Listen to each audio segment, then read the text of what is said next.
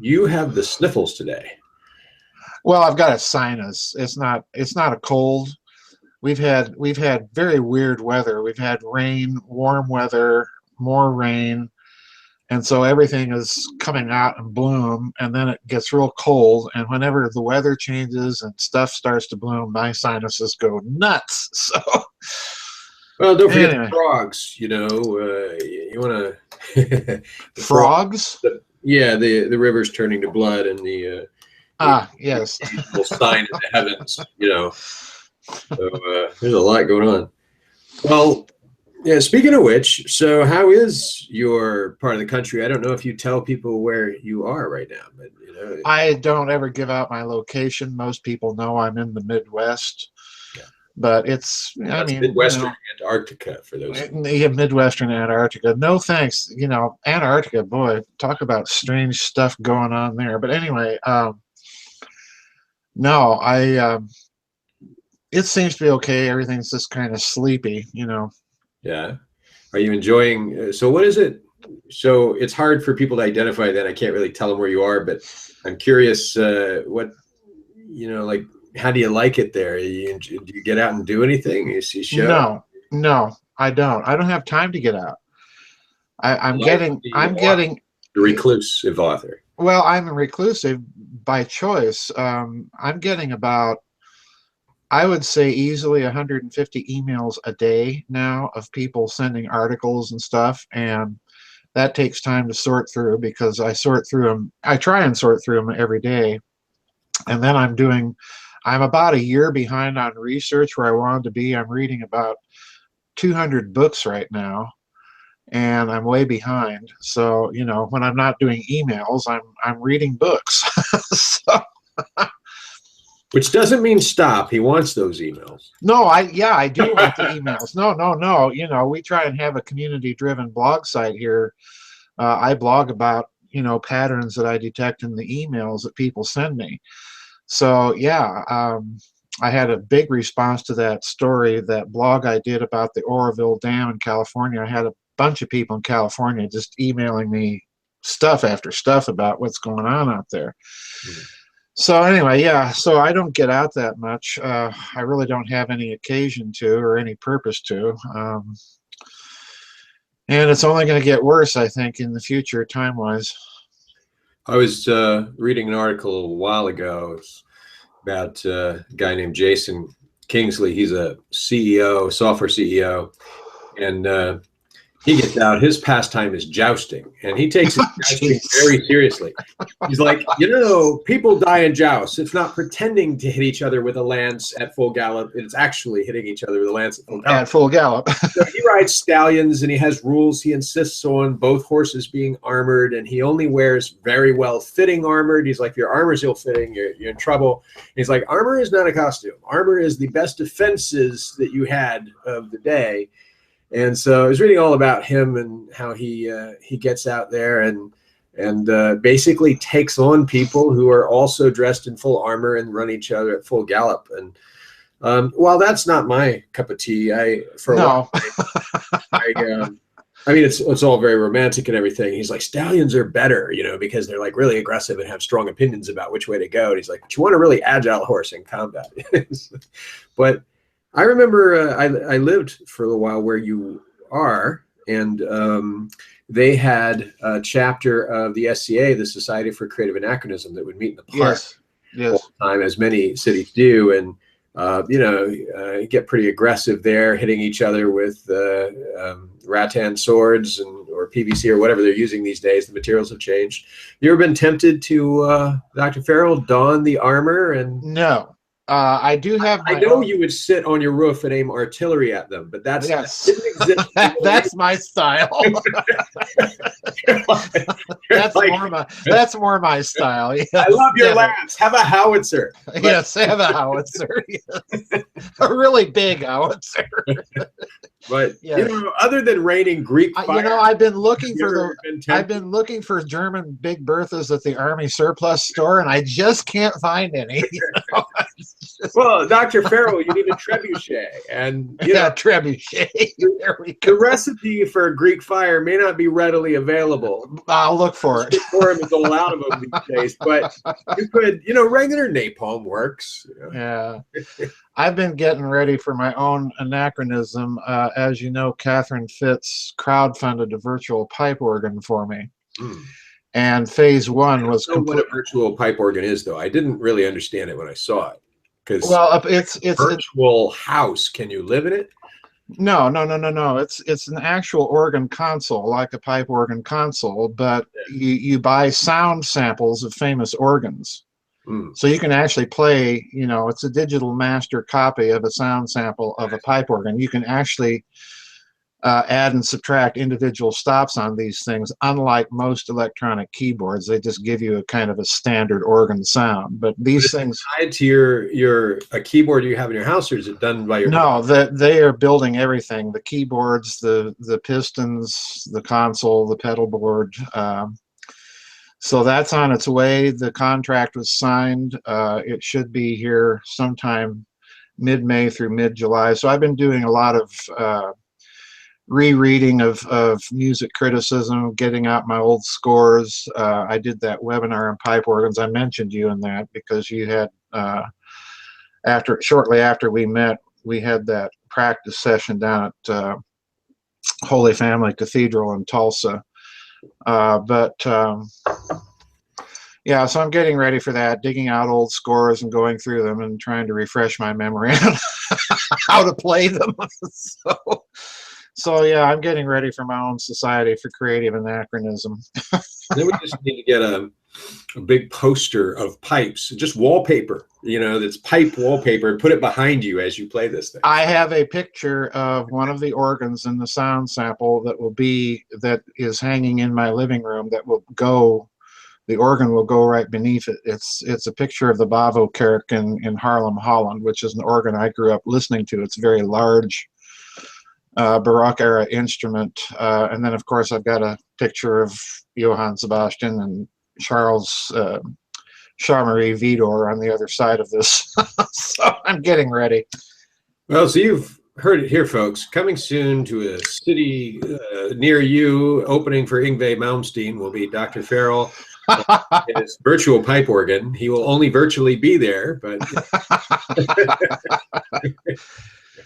well, I've got music lined up to practice and get back under my fingers and feet again. So that's always good.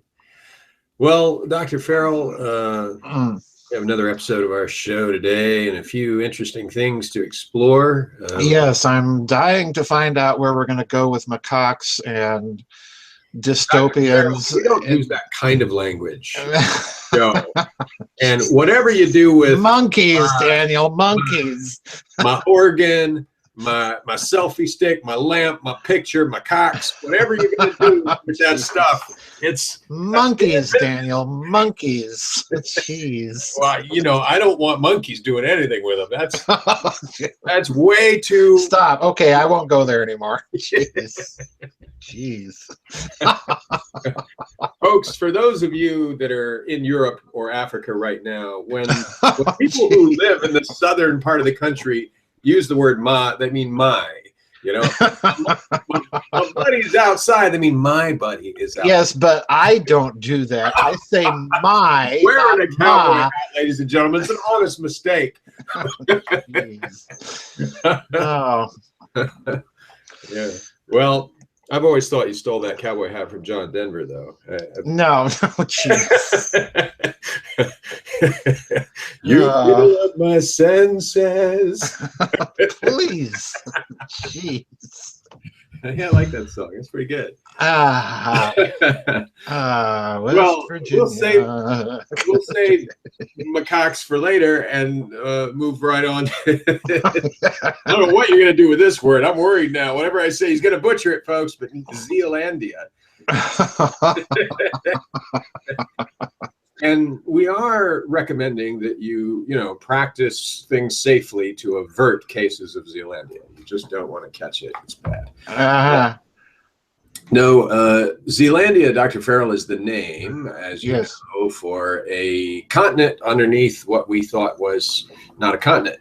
So we've gone, looking under New Zealand and some of the islands in and around New Caledonia, Right. and discovered that these are not actually geologically islands. That if you were to drain the ocean, what you would find out is they're just what's left sticking up from an enormous sunken continent, the Right. eighth continent.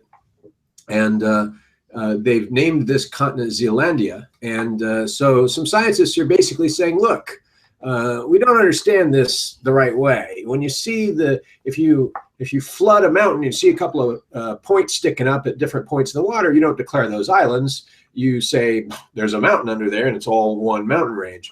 Right. So they're arguing that this should be recognized as a continent, and it's taken them a long time to kind of map this out and study it. But there's a continent 2/3 the size of Australia. It's not a little continent, right? Right. Right. It's kind of a big one. And the question, I don't quite know how to ask this, Dr. Farrell, but what does this imply geologically and for the history of man, the history of the ancient world? I'm not trying to say that man was or wasn't alive when Right. this thing was above water, but it does make me curious because, of course, as your readers know, there are lots of people who have said there's this continent and it's gone now and it's underwater. And is Zealandia a candidate to be one of the lost continents, such as Atlantis? What's going on with this?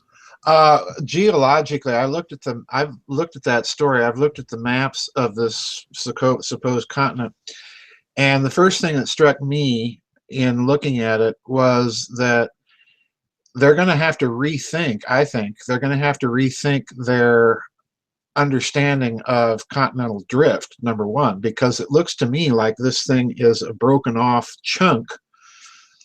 Although the plate, the problem here is the plate tectonics don't seem to work, but it looks to me like this thing is a broken off chunk of that bigger continent that is underwater under the shelf of Australia. In other words, Australia, if you drained the ocean, as you said, Australia itself would end up being much bigger. And that's the way this Zealandia thing looks to me. But like I said, the plate tectonics don't work. So I suspect one reason that the scientists were reluctant to come to this conclusion is because they realize they're going to have to rethink some of that. That's number one. The other thing that kind of intrigued me when you showed me that map or sent me the article, and this time, folks, Daniel was gracious enough to let me know what the questions were going to be about, so I did have 15 minutes to prepare for this. Well, I didn't tell you the questions. Yes, I know. A couple of links and said be poking around this. This is what has me worried. Yes, you didn't tell me the questions, but anyway. I was looking at the rest of the underwater map in that article that you sent me, and the other thing that I noticed was that Indonesia appears to be part of this big, huge structure there, and that brought to my mind some interesting comments that one of my publishers, David Hatcher Childress, the fellow that owns Adventures Unlimited Press, he did a whole series years and years ago of books called Lost Cities of the Pacific, Lost Cities of North America, and so on. And basically, these are just books about his travels to famous world archaeological sites. And in his Pacific book, he talks about a number of places in the Pacific, in and around the Indonesian archipelago, although he doesn't talk about New Zealand so much, but in and around the Indonesian archipelago on up into the Marshall Islands and so on, where you will actually have ancient roads that go underwater in a straight line and emerge, in some cases hundreds of miles away on another island where this road comes back out. So clearly there was some sort of underwater civilization. We see this all over the world. The real question I have, therefore, with this Zealandia thing is, if they're talking about lost continents, are they discovering any underwater ruins, such as we've seen recently discovered off the coast of Japan? Are they discovering any of these things? Is there an indication that this was once a civilized area? You mentioned Atlantis. The other thing that occurred to me was not so much that this might be a candidate for Atlantis, because again, Plato, we have to remember the Atlantis legend comes out of two dialogues of Plato, the Critias and the Timaeus. And it's very clear if you read Plato's story there, just at face value, it's very clear that he's locating it beyond the Pillars of Hercules, which means Gibraltar. You know, that's the Platonic language for Gibraltar. So he's locating it somewhere in the Atlantic. We don't know exactly where. Ignatius Donnelly, in his Atlantis studies, said that there was something lost under the Azores. That does not appear to be true in terms of the geology of the Atlantic floor. The Azores do appear to be just very, very tall mountaintops sticking out above the ocean surface. But you could make a case that the Caribbean, with what they've discovered off the coast of Cuba, the Bimini Road, and so on, that those might be candidates for Plato's version of Atlantis. I've been arguing for a number of years that Antarctica also fills the bill of a continent submerged underwater. It literally is underwater. It's under gobs of ice. But in terms of the Pacific, you have, along with this New Zealand story, you've also got stories recently where they've come out and indicated that they're discovering ruins off the coast of Ceylon, and in some cases hundreds of miles out into the Indian Ocean. And that's been a prime candidate for the so-called lost continent of Mu. I'm not a big fan of Colonel Churchward or any of those people. But I do think you do have not so much a candidate for Atlantis as Plato described it literally, but you do have a candidate for kind of an allegorical extension of the Atlantis legend. We're finding too much of this stuff all over the world underneath the surface of the water. That's the big story to me here. And it cements the idea that the legends that you have in that part of the world amongst Aboriginal populations, Polynesian populations, they talk about lost submerged civilizations. So yeah, I think you have a little bit more confirmation of those types of legends there. Not necessarily Plato, but you know, as I've been arguing for many years about Plato, I think you have to read his version of this story very, very carefully, because he's writing the story as an allegory, and he comes right out and lets you know that he's doing this. So he could be talking literally anywhere. Well, it's funny. We talk about, you said underwater civilization, and you clarified a civilization that is now underwater, and Right.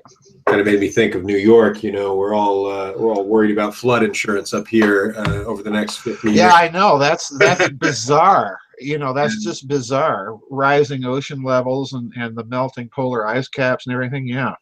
Well, so we're yeah, there's some legitimate nervousness here, and it's deeply affecting property values. Oh, I bet. Coast, and New Yorkers are sort of preparing for, like, all right, in a few years we're going to be swimming through the streets. We need floating taxis. But you know, Venice is Right.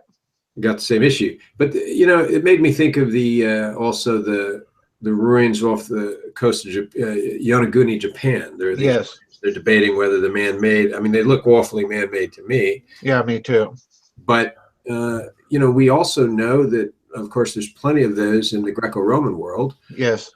That, you know, we got all kinds of stuff, sunken parts of famous ancient gates and things like that. Yes. So it kind of suggests that water has risen at different periods in time and not necessarily receded. And Yes. And that water's risen during times of human habitation and not really receded. Right. You know, it's not like a cycle where it just drains one day and you're back to normal. It's kind of coming up. So it's interesting. And I wonder whether or not all of this discussion, this ancient discussion, implies, in fact, that there was something that happened during, you know, the time of human habitation. But I also wonder about the dates that we assign that. 200,000 years isn't that long ago in the geological No, it isn't. of the Earth. Right, right. The dates are the biggest problem when you do alternative research for this, because depending on where you look, if you look at people like Andrew Collins and the Ice Age people, they're talking in terms of dates for some sort of catastrophic flood event, you know, the biblical flood of Noah, what the Aboriginal flood of the Australian Aborigines. They're talking about dates in and around that time frame, circa from 10,000 BC all the way back to about 200,000 BC. If you talk to the planetary catastrophists, people like Thornhill and people like that, who attempt to square legends of Atlantis or lost continents of Mu or whatever with other catastrophes taking place in the solar system, then they push the date back millions of years.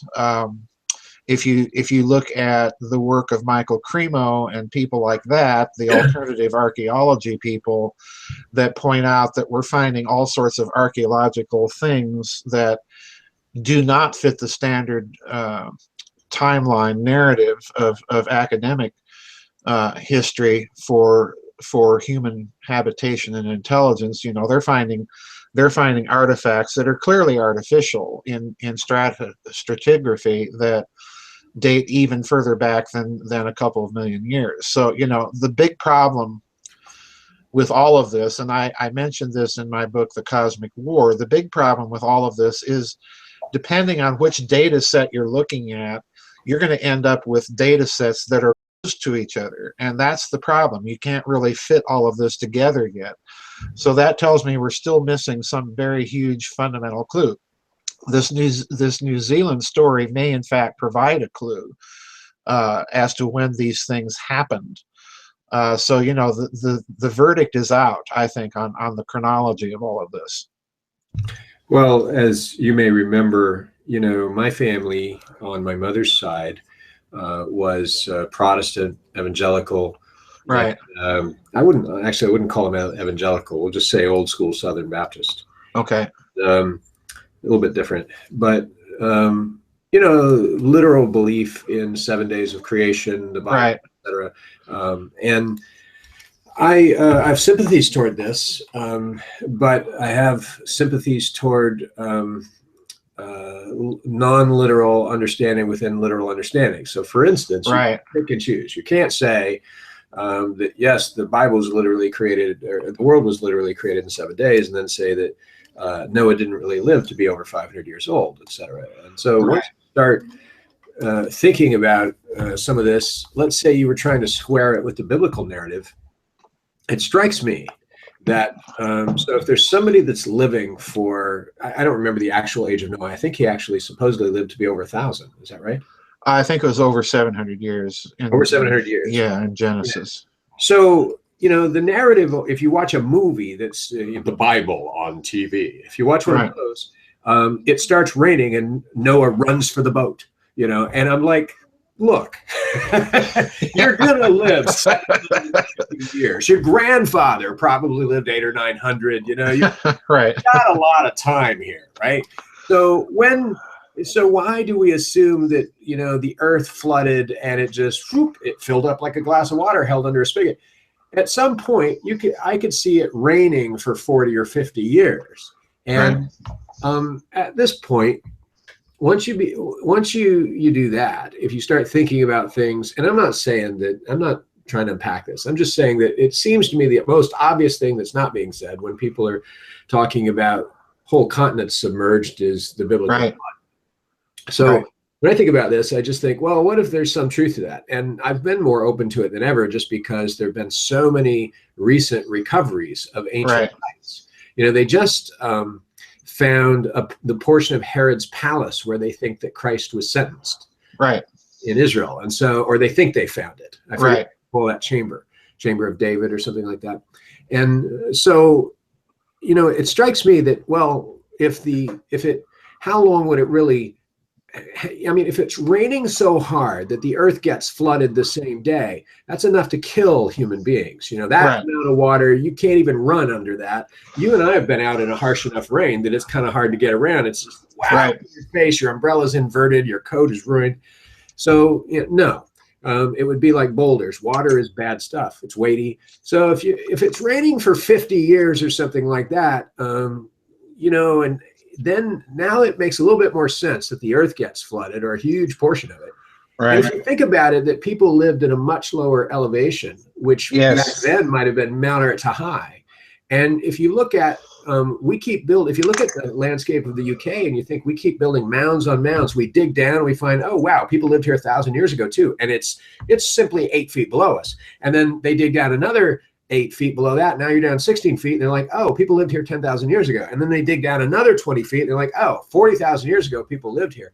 Right. You begin to realize that elevation happens, you know, like in your house. Dust bunnies build up in your office, and pretty soon your office is a foot shorter than it used to be. So I cleaned out the back of my office chair today. Speak for yourself. And the dust bunnies that bury themselves back here in the spine of the office chair, they were big enough. They were like gerbils. It was big, fat gerbils. I thought they were going to run away. So over time, silt, dust, stuff blowing around the atmosphere, very quickly buries things and creates elevation. And so at some point I can imagine the survivors of such a flood living at what then would have been incredibly high elevation, which interestingly enough is what the Bible says happened with Noah. And, you know, he lands on a place and then they go down and occupy the now lowlands, but you know, the water wouldn't have just gone down a giant drain. You'd have to have a drain the size of Texas to drain the planet really quickly. So the water would have stayed. It would have stayed. The assumption, there's nowhere that my grandma can point to in her Bible that says that, and it says the waters receded, but it doesn't say the waters drained and it was back like it was. That doesn't say that, right? And so it's tempting. I'm not trying to make a case or anything. I don't have an agenda, but it's tempting to go, what's going on with that? If you've got a story that's lasted for 6,000 years, now 10,000 years, that says that, you know, the planet was flooded, and you've got some sense of that disaster referenced in other fables and tales and legends and stories around the earth, and you've brought up the possibility that they're not necessarily fables. Then how does that square with all this sunken continent and sunken stuff in Japan? Well, you're raising several issues. I'm getting feedback. Yeah, I'm going on mute. You're raising several issues here. The first is you cannot have, you know, and for me, the flood story has always been the biggest story in support of the idea of global climate change, because you cannot have this kind of even regional catastrophe. You know, there are some people that interpret the biblical flood in that sense as a big regional rather than planetary wide catastrophe. But even if that's the case, you can't have anything like that without a profound alteration and a fairly stable one over time of the planet's climate. That's number one. And I think there's increasingly, if you look at the climate change scientists, there's a bunch of them that are pointing things like this out, that there was a big change in the Earth's climate. We don't really know why. Of course, you know, they don't want to go there. The other point that you're bringing out that I think is a crucially important one is the biblical text and the ages of people in the text. You know, you read the book of Genesis, you get Methuselah, 969 years old, Noah, over 700 years old. And if you plot and I saw this years and years ago when I was actually studying biblical studies, if you plot the ages of these patriarchs in the book of Genesis, what you end up with is an S-curve. And the interesting thing is, if you compare the biblical text to, let's say, the Sumerian kings list, the Egyptian kings list, the Manetho list of kings, or Beresus's version of it in Mesopotamia, you notice a very interesting thing. They're talking about ages of people not in hundreds of years, but in tens of thousands of years. So in other words, the other textual traditions, the extra biblical textual traditions, have ages of people that are much, much longer than the biblical text. The biblical text actually shortens by an order of magnitude the ages of the so-called patriarchal age. But the interesting thing is, when you plot the ages on a graph, you end up again with this same S-curve configuration of the ages of people. It starts out very high and then it drops off rather dramatically and then stabilizes once again. So this is another area I think that people have to start taking very seriously and look at what's really going on here. Why do we have this neat mathematical graphable form that's revealed in all of these texts? There again, what we're confronted with is a chronological problem that nobody is solving in all of this. And if you add to this the findings of some of these people that study climate change and the record from ancient times, they're coming up with dates that wildly conflict with each other. So the data sets are all mutually contradictory, but they are all pointing towards some sort of planetary catastrophe that occurred eons ago, but we don't know when. Is it 10,000 years? Is it 200,000? Is it 2 million? Is it 65 million? What is it? This was the problem I wrestled with in the Cosmic War. And I finally just said, okay, look, we've got to get the broad outline of the narrative down first of what we think happened, and then we've got to nail down the chronological details. It's the chronological details right now that are posing the huge problem. No one has a solution for this. If they tell you they do, they're just not paying attention to this whole data set. That's the huge problem. But since you bring up the idea of the biblical text, what is clear is that the biblical text as presented in Genesis may not have, just like we don't have, may not have the exact chronological details nailed down with absolute perfection. Like I say, they seem to be off an order of magnitude when compared to other texts from that time period talking about similar topics. But that doesn't necessarily mean the broad narrative itself is wrong. It simply means that we're confronted with a chronological problem.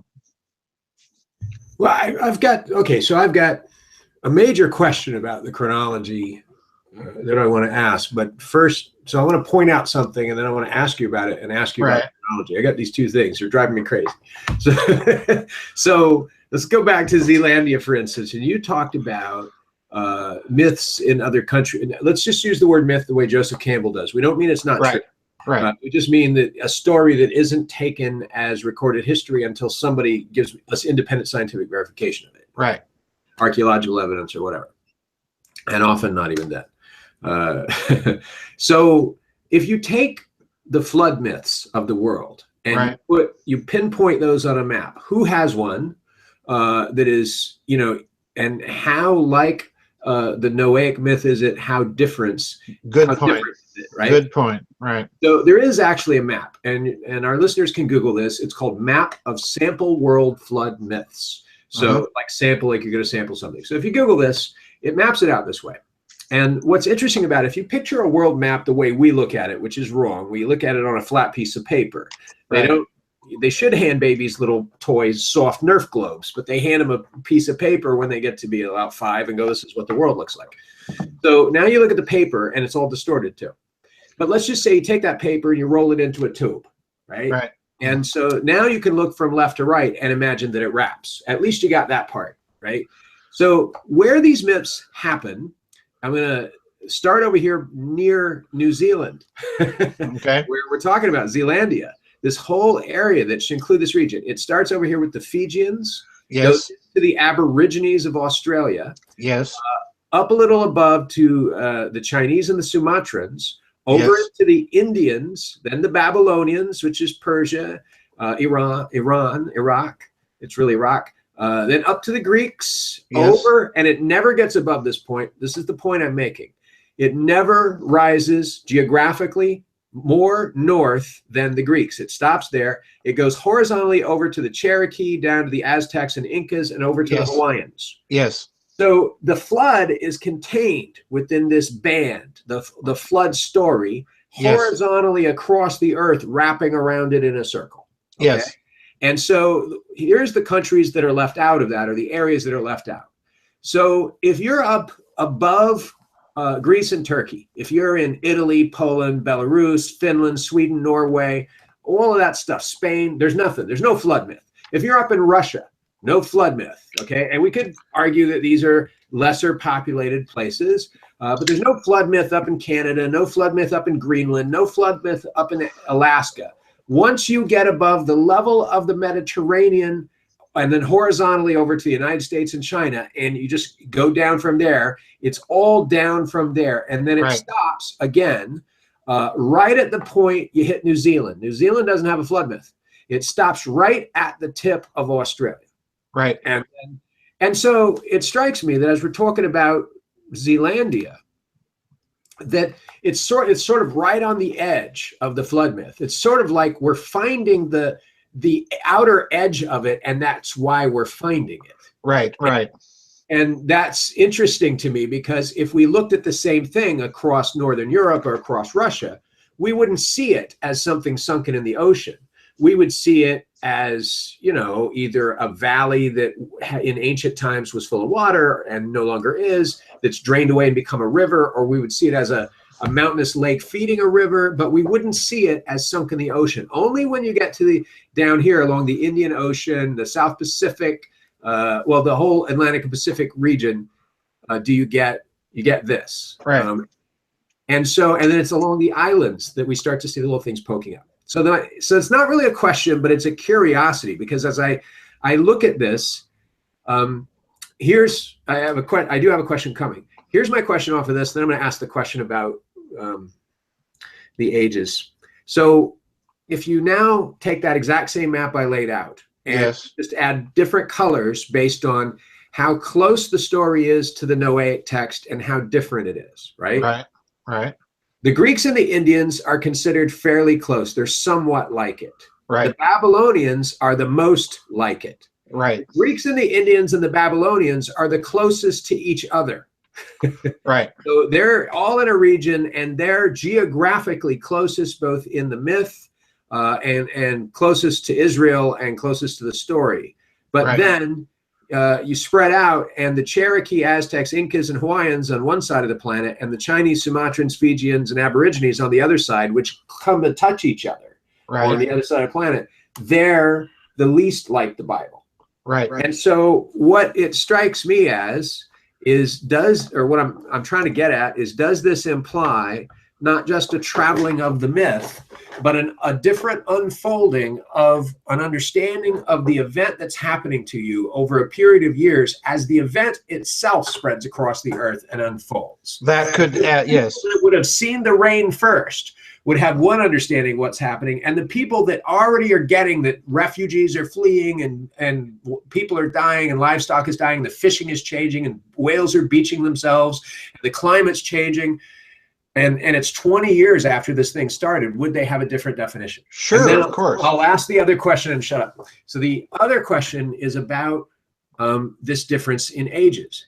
So you talked about the fact that in some cultures, precisely the cultures that get the flood later, if this is right, they date human lifespans even longer than do the cultures that are supposedly would have seen the flood first, or who would have talked about it first and the most similar.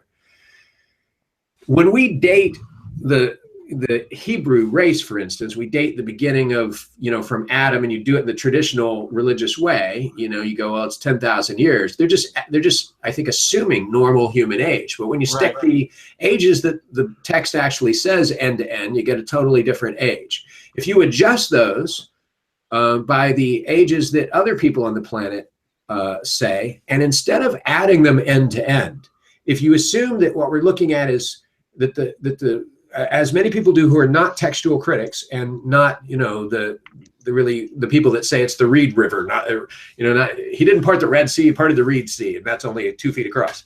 It's not those people, the higher critics. But Right. if you just take, and as some people do who are very loyal to the text, very sincere, and say that these periods in which the scripture seems to start and stop, there's like a period around Job, a period around Noah, and then Right. it's almost like there's a little silence, that those represent epochs and not linear, not literally one moment flows into the next, right? Right. Then do you end up with, Dr. Farrell, the world essentially with that adjustment now in agreement Yes. on the age of the earth? Yes. And does it make sense? Does the nature of the disaster begin to make sense based on the spread of the disaster over a period of time? Oh, wow. You're asking that great question. I'm sorry it took so long to ask. No.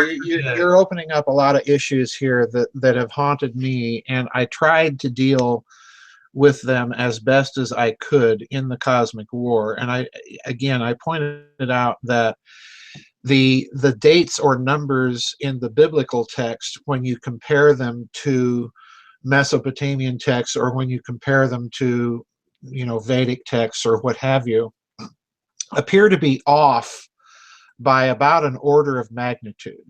So in other words, it appears that there has been some sort of very deliberate tinkering in the biblical text, or vice versa in the other text. We don't know. But there appears to have been some sort of tinkering at some point with at least one of these textual traditions in terms of the numbers of ages of people represented.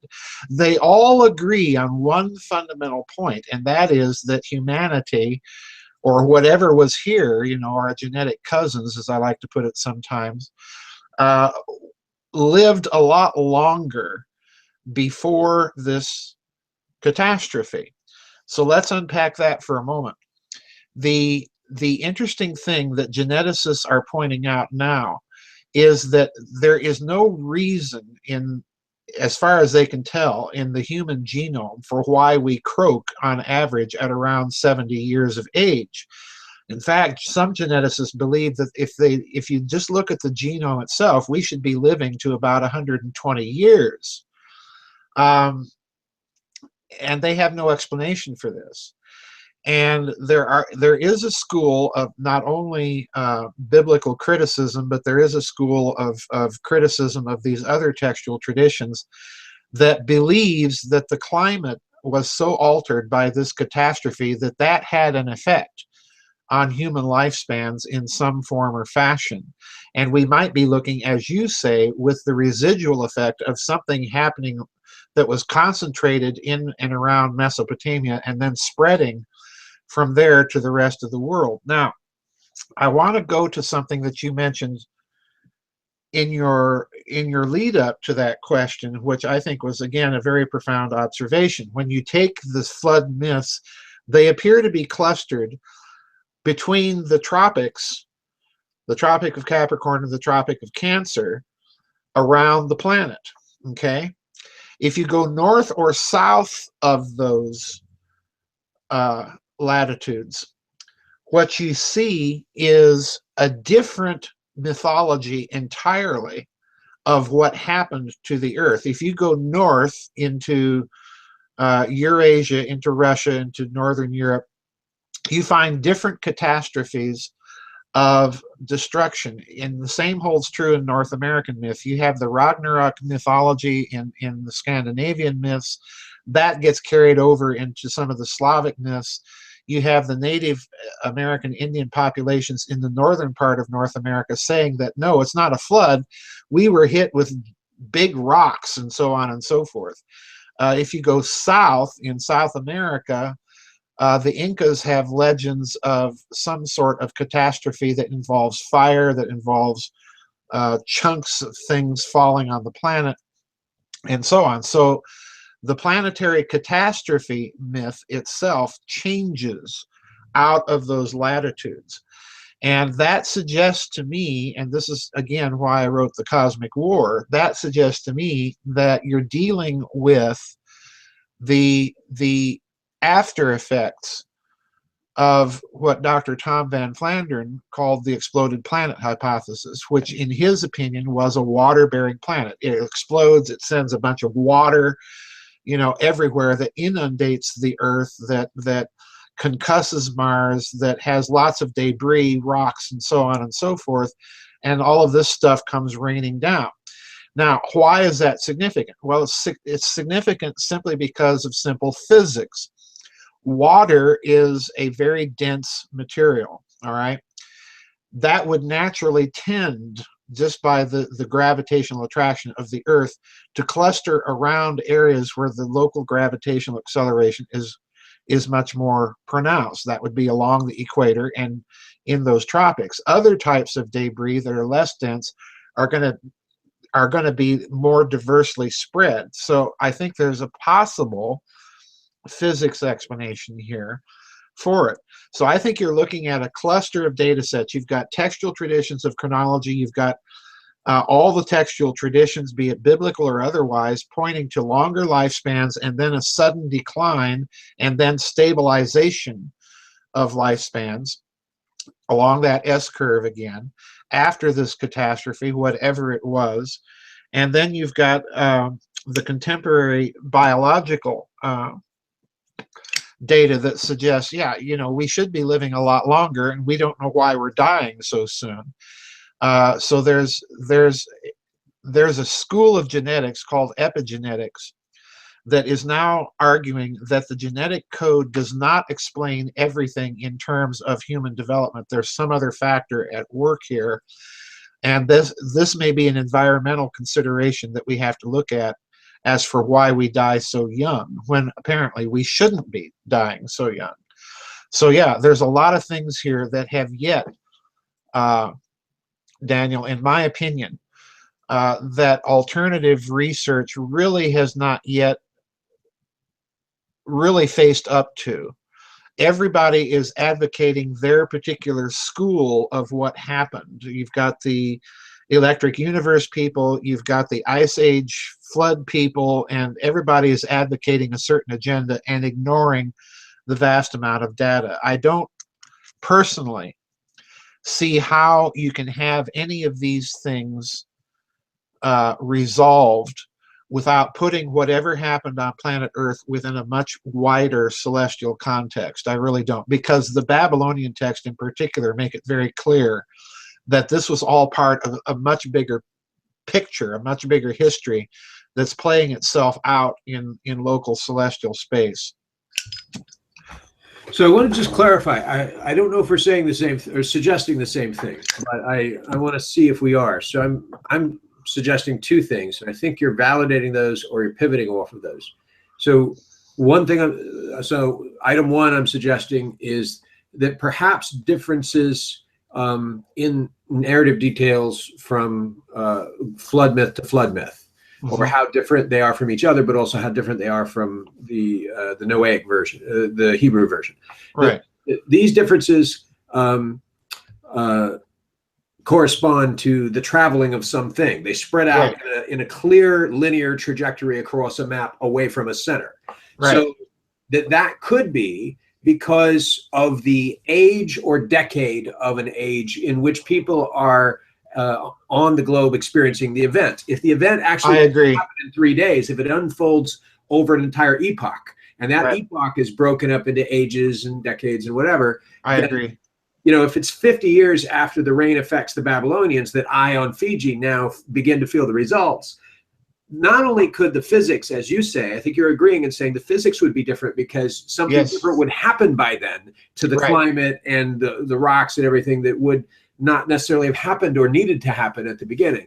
But also, of course, my understanding of the nature of the event and what it means would be naturally shaped by my local geography and by the progress of the event, literally shaping the climate and geography as it unfolds over time. Yes. So that's one. So we seem to be agreeing that that's a plausible suggestion. Absolutely. And number two is, and this is weirder and to me spookier, I struggled so hard to try to put words to this and ask you the question because it's really hard to think this way. There's no template I've got. No, there isn't any template. You're right. But are the order of magnitude differences between lifespan reports? No, that's not what I mean. Are the order of magnitude differences between when things occur? Right.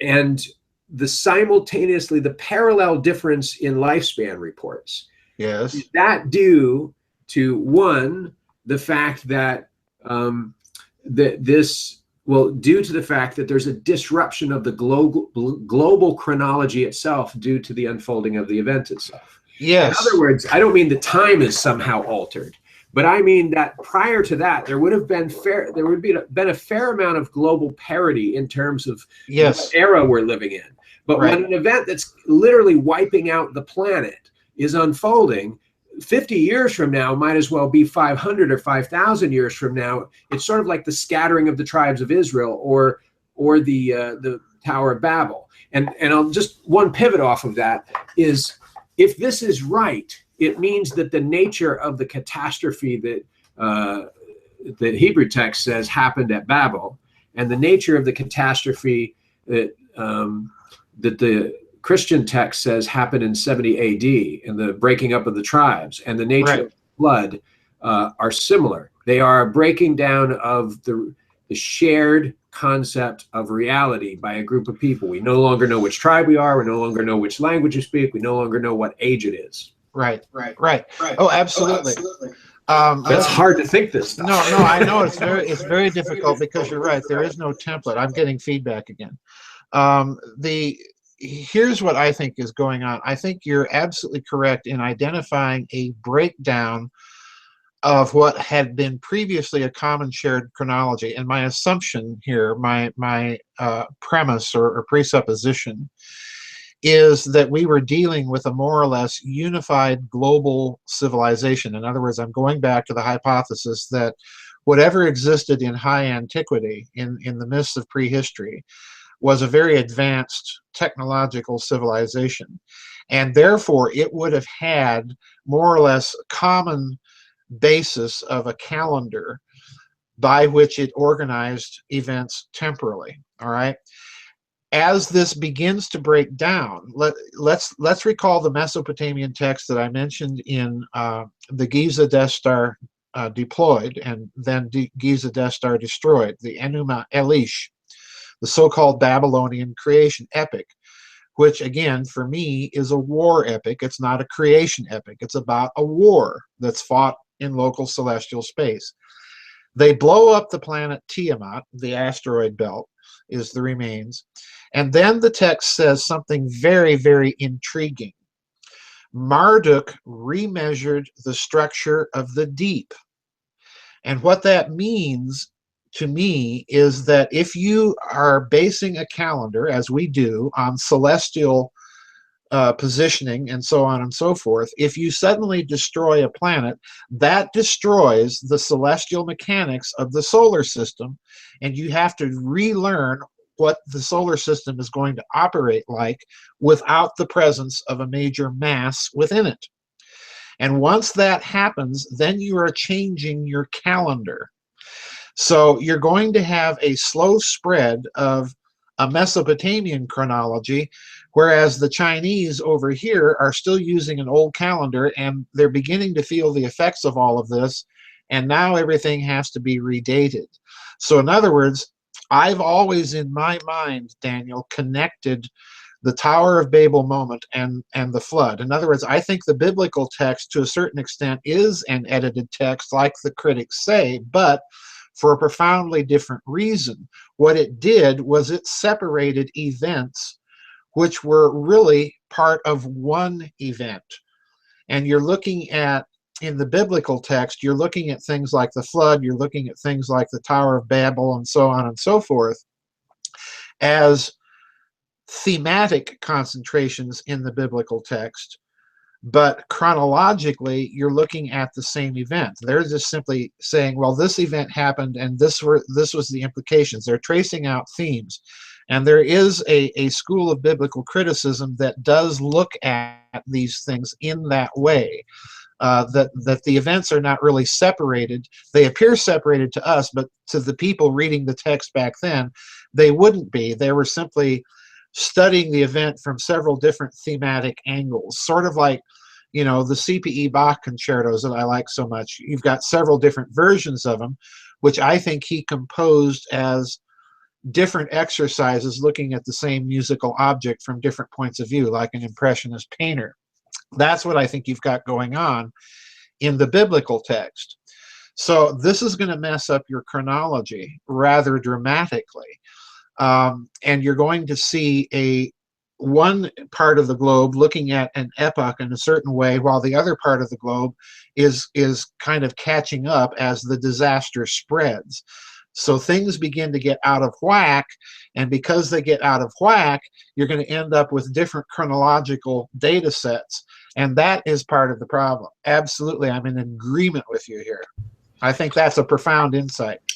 Well, so let me give you feedback on what I'm hearing and make sure I'm hearing it right, because actually, coincidentally, my next question was going to be about ancient global star calendars. And Right. I was going to say that essentially, you know, you find it, I don't understand why modern, maybe they are doing it, I don't know, but I haven't seen, so I see archaeological news that says we've discovered the ancient Cubans used the stars to date the planet. And then Right. we know the Egyptians did it, we know the Greeks did it, and then, oh, we've discovered the ancient Incas used the stars to date the planet. We've discovered ancient African signs that they may have used the stars to date the planet. And Sure. pretty soon, you add all this up, and what you're hearing is a parity of global understanding of how you figure out what day and time it is, and it's all based on heavenly bodies, right? Right. And so first, I don't understand why. Maybe I'm wrong. Maybe this is common discussion, but I haven't seen anybody come out and say the entire ancient world used to have a shared understanding of how you date, because it would imply commerce between the ancient world. Exactly. And I don't think anybody is making that argument, except you and a few others. But I would say that if that is true, if there was commerce in an ancient world, and something that what it would take to disrupt that would be more than a flood. It would have to be something that causes a flood. It would have to be a change in the astrological configuration itself. Right. It would have to be something that when you look up at the night sky, it's messed up. And potentially, it could change the rotation of the Earth such that parts of it are dark now more often than others, and parts of it are more in the light, that parts of it are seeing different things from a different angle, and there's an illusion of perception. Another thing that could happen is it's not static anymore. So if you have comets in the night sky, and then the comets are gone, and then there's a crack of a planet. In other words, if you're trying to rebuild how to date something, and you're confused, what do you seize upon? If the thing you've seized upon is disrupted. So it would be fairly easy for the world to lose its shared concept of what day and time it is. Yes. And for them, even if they were all trying at the same time, to come to now wildly different conclusions, because the core culture that gave the global civilization or culture that gave them that shared parity, right, would be disrupted by the very events triggered on the planet by the changes in the heavens. You wouldn't be able to communicate with each other. Half the world is being exterminated. Your trade and commerce is messed up. So you're all developing different understandings. And that would throw us off by an order of magnitude on how we date the planet. And there would be all kinds of political forces. Some people would come up with their own national calendar. It'd be like the Gregorian versus the, and then the other thing I think we're saying, this is what I'm hearing you say, and I'm sorry, check it in, because it sounds like I don't need to ask the question. You've already sort of answered it. This thing I said about the narrative, the thematic, you called it the thematic similarities between disaster narratives, if you will. Mm-hmm. If you look at Numbers 10:35, it says that Moses is saying these words: "Rise up, O Lord, and let your enemies be scattered." This is a common theme, because what does David say in Psalm 68? May God arise, may his enemies be scattered, right? So yes, one could say it's an illusion, it's a citation of the text, or one could say it's a theme. And that anytime God, the understanding of this people, this ancient people, is that anytime God arises, and anytime you piss off God, what he does is he thematically disrupts your ability to communicate and share commerce and share language and share an understanding of time or whatever with other people. A genealogy, a set of relationships. He basically takes the ant farm, smashes it, and scatters all the ants. Right. Well, this is another important point. In Genes, Giants, Monsters, and Men, I talked about the fact that you see all of these megalithic structures being built all over the world, beginning circa 30,000 BC. Stonehenge, Aylesbury Hill, Pumu Punku, all of these giant megalithic structures all over the world. And what's happening here? What are they doing? Well, as I argued in that book, based on the research of some other authors, Civilization One, that book, Uriel's Machine, that book, what they're doing is, if you look at it very carefully, they are, and again, they're throwing these, and kudos to these alternative researchers for doing it, because they're throwing that stupid academic narrative that we learned in college that, ancient systems of measure were based on, human body parts. This is total nonsense, because if you look at what these megalithic structures are doing, they are literally doing what the ancient Mesopotamian Emuna Elish says was done. Marduk is remeasuring the structure of the deep. They're trying to get a handle on the broken celestial mechanics, or rather the new celestial mechanics that they're confronted with after the explosion and absence of a major water-bearing mass planet. All right. So when the celestial mechanics of the solar system changes from one thing to the other, they have to redo all of their systems of measure, and they have to redo them quickly. Why? Because you cannot have commerce without a universal system of measure that everybody can discover. And the only way to do that is to base your measures on geodetic and astronomical measures. This is exactly what you see happening.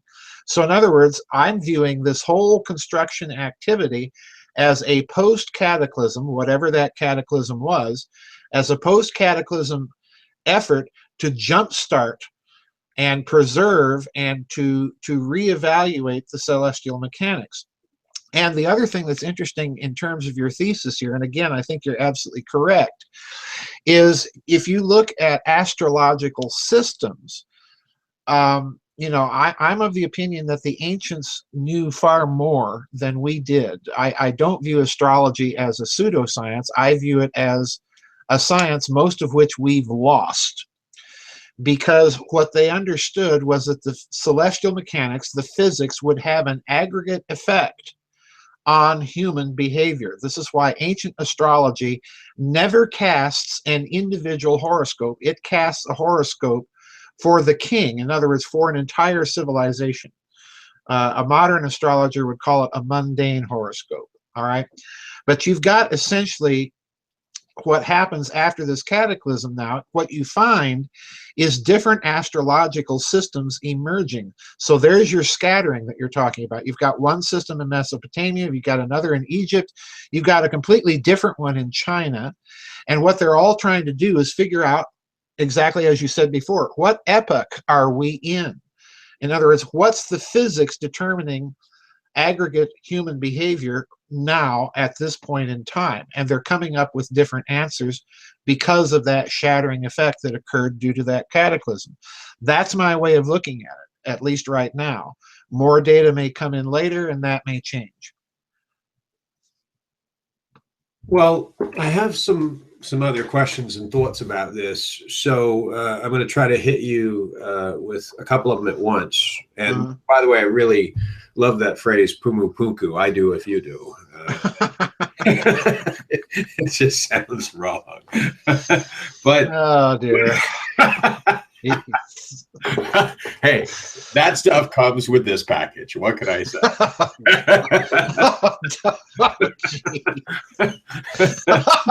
All right, we won't discuss each other's. Oh no! The pumu puku, folks, is not something you buy in a men's bathroom. Okay. Well, not in that part of the country anyway. No, New York City, You ever been in a subway bathroom? Yes, I have. Don't go there. Jeez. There's like two in the whole city, but they're not places you really want to be, right? They've Oh, got like geez. graffiti on the door that just means, hey, we don't lock this. If you go in, It's you're on your own. you're on No your one's own. coming at the sound of screaming. They're not coming to your rescue. Take Ariadne's thread with you so you can find your way back Find your out. way out. It's serious. There's one in Queens that I'm just like, seriously, Oh, you know. don't go there, Daniel. I try not to go there, but sometimes, you know. Can I use your bathroom? Well, you got to buy something. No, that's not enough. You know, you got to at least $20.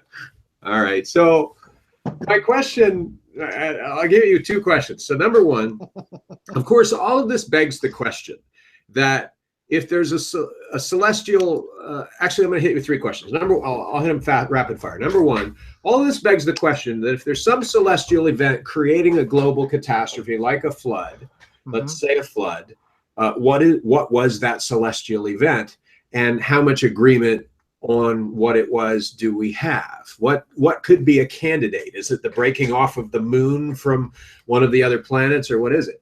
Number two, why only below the line of the Mediterranean, or why fanning out from the Mediterranean, if that theory is right, unless it truly is accurate that at least it began in the Mediterranean according to the Hebrew narrative. It began in the Middle East, and it spread out to the rest of the world. And then why not up in Switzerland and Russia? You know, why does it only below this? And question number three is, there seems to be another theme here that makes me really curious, given our discussion of the Medici recently and that particular Renaissance of Florentine art. Right. There seems to be a pattern to, you know, unfortunately, archaeologists are not sociologists very often. And there seems to be a pattern to how human beings respond to major disasters. Throughout every period of history that I can identify, and I've looked at a lot of different periods of history and tried to figure out, why do humans do the things they're doing? That's the number one question I care about, is sort of a social anthropology look at history. Every time there's a major disaster, whether it is the bubonic plague that's hitting Florence at the time that we're talking about, where all this art comes out, or it's a major invasion, one of the Crusades, or it's a climactic disaster, human beings seem to go through, number one, a period of recovery and rebuilding where they try to recover the ancient artifacts that they associate with the lost golden age prior to whatever disaster it was, a political, military disaster, a disease. And then secondly, in the very next era, epoch, or age, or decade, or whatever, after that recovery, which we could call a neoclassicism of its time. We've seen lots of different. We saw neoclassicism among the Romantics, or just before the Romantic period. We saw one just before the Renaissance. It seems to be followed by a Renaissance. And so you have this, and then the Renaissance again seems to be followed by a cold, sterile, this can never happen again, this is all nonsense, Enlightenment that casts off the symbols of the ancient order once again, rejects the neoclassicism. And takes us back into human folly and egotism. Right. It's like we don't learn, we keep doing it. But it's also, aside from whether it's right or wrong, it's just curious. And it would suggest that if you're right about the disaster of the ancient world, that what would follow would be an attempt to recover the ancient order, followed by a new Renaissance, followed by a rejection of that and a retreat into rationalism. And is there evidence of that, is my question. Yes. Yeah. In the ancient world. Well, yes, I think my view on all of this, Daniel, is you know me, I paint in very big pictures, in very broad strokes. I think that this catastrophe was so far reaching that essentially we have been attempting to recover that ancient high civilization ever since, and we're still involved in that process. Everything else is just kind of a hiccup along the way. But yes, you're right. The pattern is there. Recover the ancient knowledge and wisdom. When you recover the ancient knowledge and wisdom, there's this explosion of the arts, the neoclassicist turn, if you want to call it. The Renaissance was a kind of neoclassicism.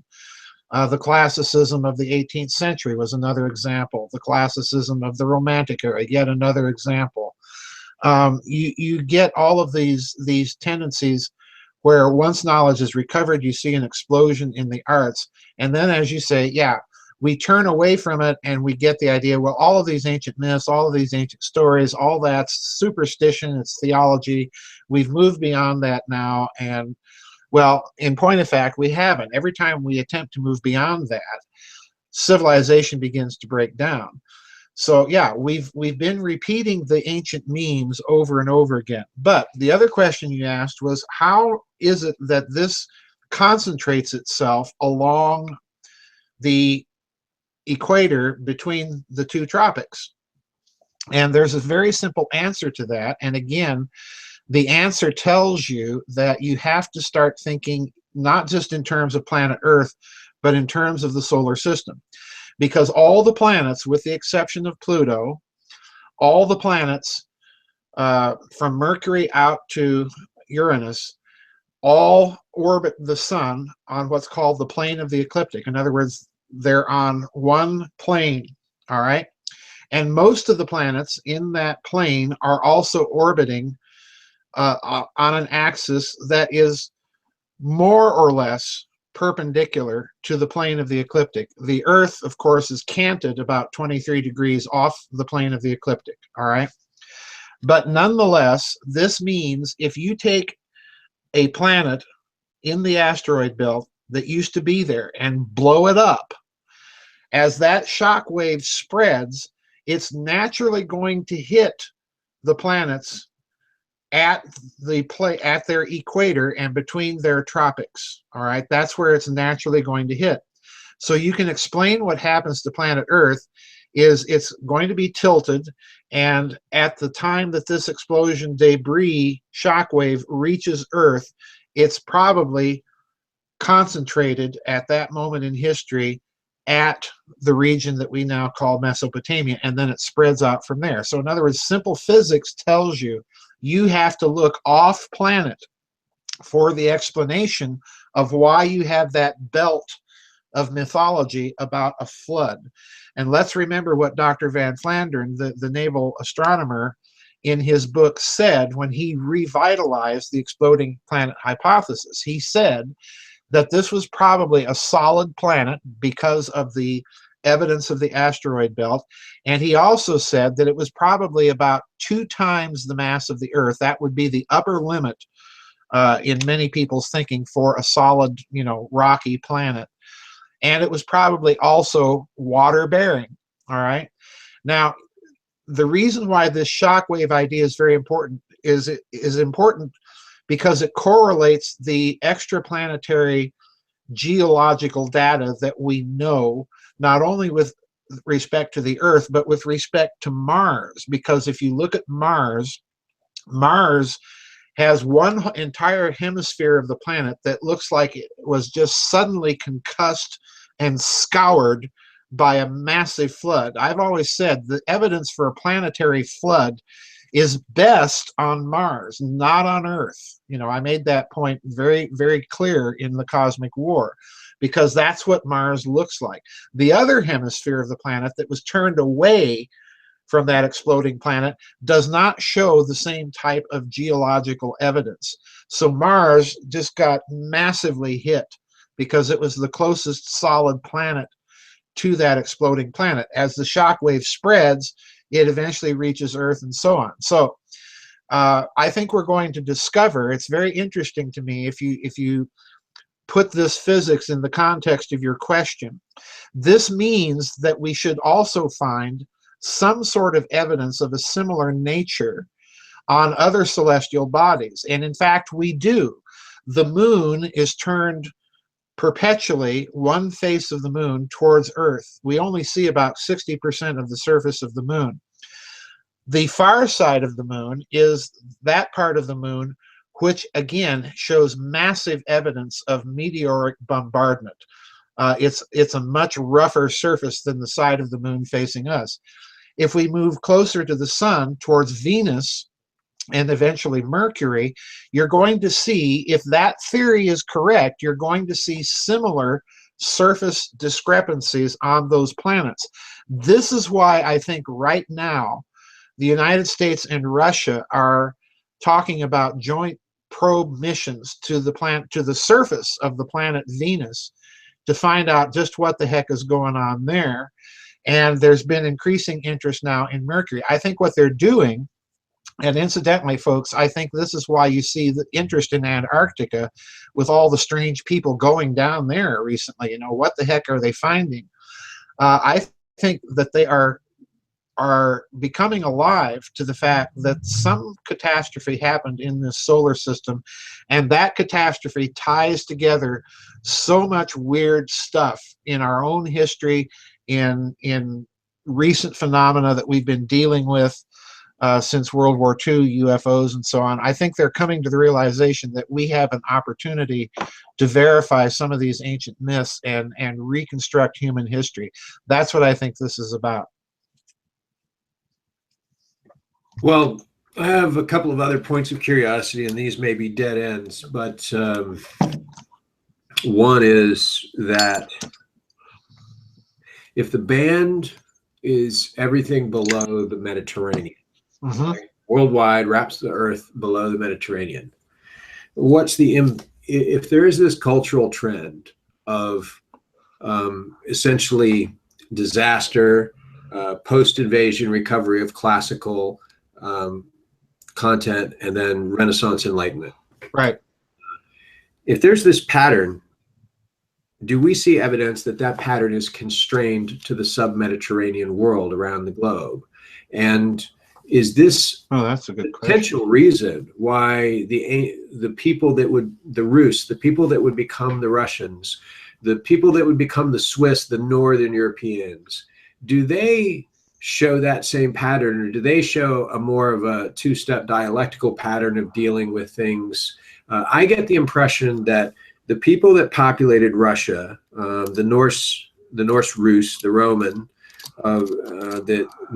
rowing people, not Roman, that they're not subject to this. They brook a lot of disaster. They do not seem to then respond to that disaster by going back to ancient times and trying to recover something lost, and then having a corresponding neoclassicism, Right. Renaissance. That seems to be something that is more of a Southern European thing, a Mediterranean thing, it is an Asian thing. It doesn't seem to be something that happens out there above the band of disaster. And that may be really far-fetched, but no, it fits. Speculation. I thought I'd throw it out there. No, it fits, because you see the same thing in South America below the Tropic of Cancer.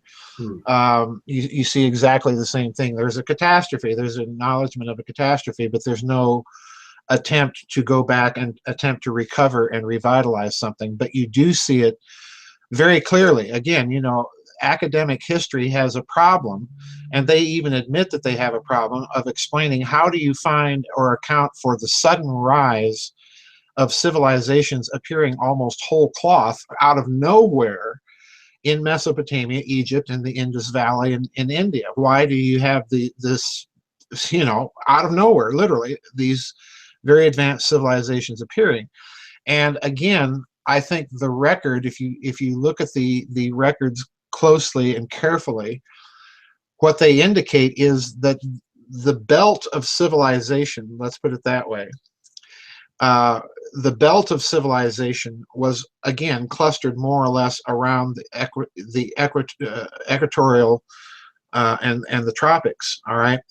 The rest of the world was not of major concern to this global civilization. It seemed to cluster around the equator. So yeah, the response is different, because what I'm suggesting is that the civilization was very high in that belt and then kind of dropped off and became a less high civilization the further you got from the tropics. So they wouldn't have quite the same cultural impetus of thinking, well, we've lost so much, we've got to recover it. Where you see the activity of recovery happening initially is precisely in that belt. But I want to point out the other problem. It spreads very quickly north and south of the tropics. And that suggests to me again that even though it's centered in a certain belt in the world, that nonetheless you are dealing with a global civilization. They're finding these megalithic structures all over the world, and again, they all suggest that what they're trying to do is reestablish units of measure that are based on astronomical and geodetic data. And why are they doing that? Well, if you're going to have commerce, you've got to have standardized units of measure. There's no other way to it. So again, I think there is an effort of recovery, although it doesn't take the same form north or south of the tropics, because they're less concerned, because of the damage that's been done, they're less concerned with preserving texts and more concerned with reestablishing the fundamentals of civilization itself. So it is a pattern, but I wouldn't press it too. I wouldn't press that pattern too sharply, for the simple reason is, again, I think we're looking at a big, huge data set that no one has really been able to sit down and synthesize whole. You know, I saved my dumber questions for the end of a segment. This is segment one, and I'm finishing it up by giving my most far out. I'm not very confident in these questions. So that was one of them, and I have one more. And just so our listeners know, when we talk about Zealandia, if you're listening in your car or something and you can't picture where this would be, imagine that it envelops all of New Zealand and is roughly right next to Australia and parallel on the planet with Argentina, Uruguay, Chile, and Right. Paraguay. And it stretches down, if I recall that map that you sent, it stretches down south towards the South Pole. That's right. Yeah. So it's an interesting section of the country. If you just draw lines through it, it's gonna go all the way through South Africa, Right. tip of Africa, and all over to South America, tip of South America.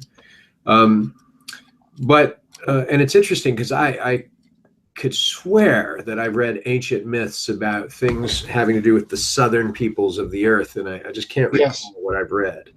But my question is more of a chemistry question. You know, hydrogen is a fairly common thing out there in space and in the universe, and hydrogen explosions. I've always wondered if you could get water out of a hydrogen explosion. There have been experiments that have tried to do all kinds of things to figure out, well, all right, if hydrogen, you know, what can we do with hydrogen besides, you know, create a weapon, et cetera. And so I've kind of wondered if there's the possibility of some ancient celestial hydrogen explosion that somehow created a massive amount of water very quickly, but that seems really far-fetched. No, and it's not far-fetched at all, because when you have a fusion reaction, you know, the sun or a hydrogen bomb or what have you, you know, when you detonate a hydrogen bomb, most people don't realize that you are literally lighting off a miniature star. And for a very, very few picoseconds, what happens in the reaction is literally all the elements are recapitulated very, very quickly. It's like a miniature Big Bang. Stars produce all of the elements, all right? So in other words, you are getting all the makings of water. Now, could you get water out of a hydrogen explosion? Not necessarily, but you know, Just to clarify, I'm talking about a hydrogen explosion, not in a lab, but a hydrogen explosion that's interacting with some other element that. Oh, sure, yeah, I know exactly what you're talking. You know, we need to remember that when the United States, you can go online, Daniel, and look on YouTube and find Admiral, oh gosh, I forget his name now, Bramley, I think was his name, you know, that was in charge of the logistics for our early hydrogen bomb tests. And he actually had to go on TV and give a press conference and, you know, reassure everybody that when we explode the hydrogen bomb, it's not going to ignite the Earth's atmosphere and turn the planet into a funeral pyre. And the problem, as I pointed out, is that they were toying around with such new technologies they thought they had the thermonuclear chemistry down, but they lit off the Castle Bravo experiment, the bomb there, and the yield literally ran away from them. It created quite an international ruckus because they had miscalculated tremendously what the yield was going to be. And the same thing happened with Castle Coon, where the yield wasn't anywhere close to what they thought it would be. And to my mind, what they were discovering was that there were, and I've laid this case out many times, and I've talked about it and put it in Grid of the Gods. The problem with the explanations that we were told with Castle Bravo was that our thermonuclear chemists, our engineers, they tell us had not factored in lithium-7 into the reaction of the bomb. But the problem is the Nazi scientist down in Argentina, Dr. Ronald Richter, came right out and said fully 3 years prior to the detonation of the Mike hydrogen bomb, or pardon me, the Castle Bravo hydrogen bomb, that he was achieving fusion reactions with lithium-7. And he was doing so at temperatures far below what he thought, or what standard thermonuclear chemistry thought was necessary. And Richter came out and said that when you touch off a thermonuclear bomb, for a brief moment, the plasma will react as a transducer of the energies of local celestial space. So the yields will vary according to the time and place that you do it. And that, I think, is the big, huge secret of thermonuclear weapons and why they keep being tested. They're trying to learn the laws of this interaction between fusion reactions and local celestial mechanics. That's a huge secret, in my opinion. And once you've admitted that, then you have to admit the possibility that the chemistry may not be as entirely well understood as they claim it is. Could you conceivably get other types of elements or chemical compounds out of that? And I think the answer there has to be yes. Well, so I'll ask one last question in this. And before you do, let me qualify. You are not going to get that answer from any engineer that is following the standard model of thermonuclear physics. So in other words, what I just told you, if you went to a plasma physicist and said that, most of them would say that's ridiculous. Well, of course, that applies to any number of things. Right, right. Well, so along with these ancient myths of floods, there seems to be a parallel set of ancient myths of war in the heavens. Yes. I'm curious a little bit about that. I'm curious if anybody studied, is it just, can you draw any conclusions? Can you decide that where there is a myth of a global flood, there is simultaneously a myth of war in the heavens? Do they appear separately? Do they tend to appear, what is the statistical relevance of one thing to another? But thinking about along those lines, you could also easily just argue that, cultures that make myths of similar things. Right. So it doesn't really show anything conclusive. But one thing it got me thinking about is the language of celestial bodies, specifically the language in the Noahic myth. And you hear this weird set of layers. In fact, there are maps that diagram it. There's the heavens, the ocean of heaven, the firmament under the heavens, and it goes down, and then it goes all the way down into the layers of the earth, etc. And of course, we know later the medieval constructs of that are related to alchemy and so on. But if you just stay in the ancient world, it strikes me as odd that it's almost like they're diagramming a chemistry construction.